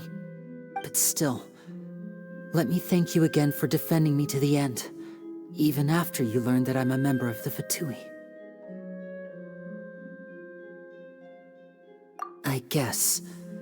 But regardless, I'd like the opportunity to set things straight. I didn't approach you with any ulterior motives or ill intent. I've spoken to you as myself, just plain Linny this entire time. As for why I'm a Fatus, it's because the goals of the House of the Hearth align with those of an orphan like me. That's all. That was how Father, who you might know as the Knave, approached recruiting us back then too. The Knave? The one who controls the House of the Hearth? She's your father? That's right. And since we're here, I was wondering, would you mind hearing a story? It's about my past. Back when our parents first died, Lynette and I were left wandering the streets. To survive, I took to surreptitiously observing an older street performer who did magic. It took me several days to figure out how he pulled off his amazing tricks. I took my sister through several streets until we found a crowded corner, and we began to perform magic tricks there. To my surprise, we proved to be pretty popular, and we could at least stop worrying about where our next meal would come from for a time. But I didn't want my sister to remain a street rat together with me forever. Before long, an aristocrat came to me and claimed that he wished to take us in after watching my performances.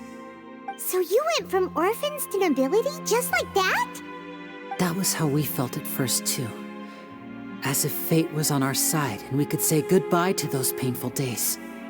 But I gradually discovered that while we were called foster children, he was really after my talent for magic tricks.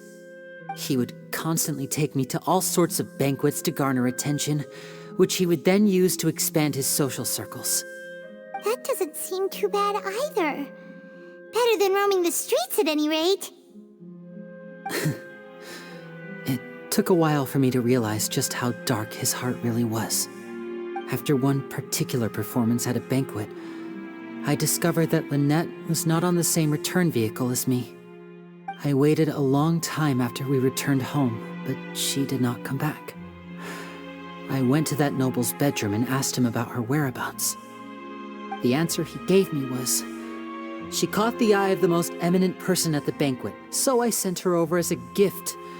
I mean, you'll be able to perform your magic regardless of who your assistant is, yes? Oh no. So he was gonna... But wouldn't Fontaine's laws deal with such people?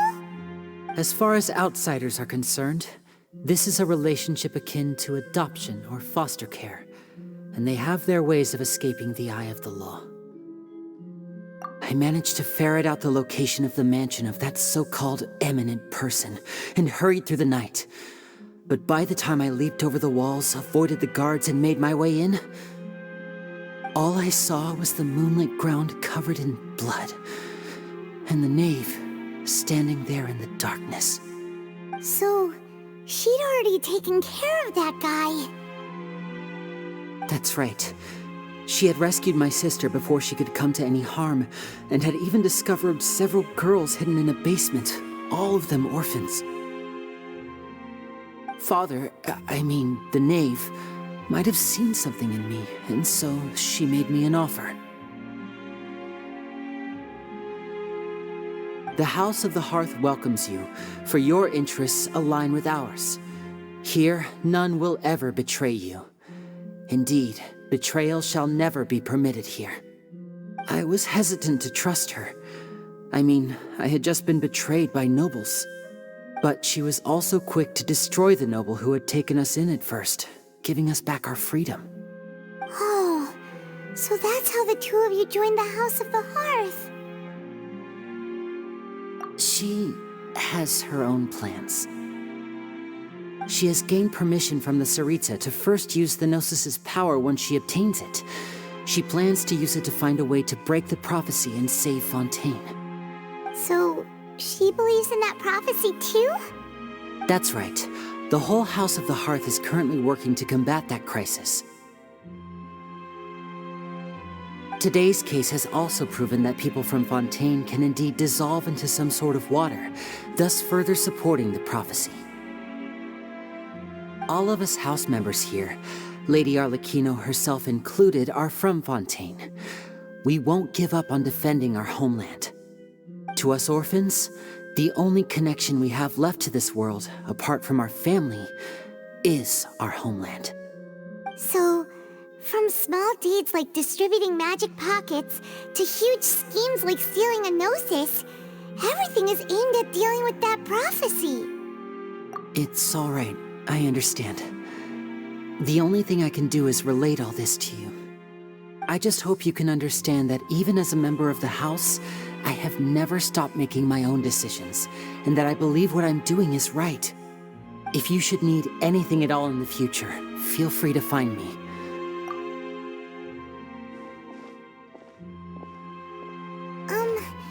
Bye, Linny!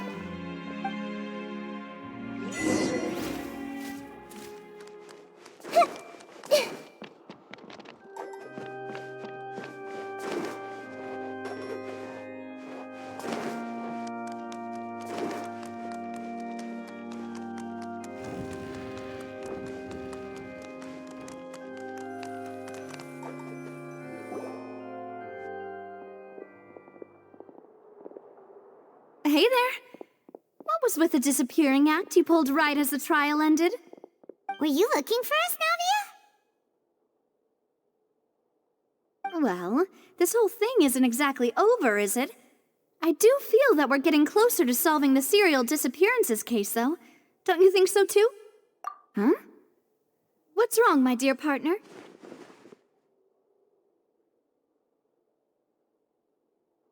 Besides, are you sure we're the ones who can crack a case that's been cold for decades now? And given that there's new evidence from the trial, there should be a trail of breadcrumbs for the Hydro Archon's people to follow now, right?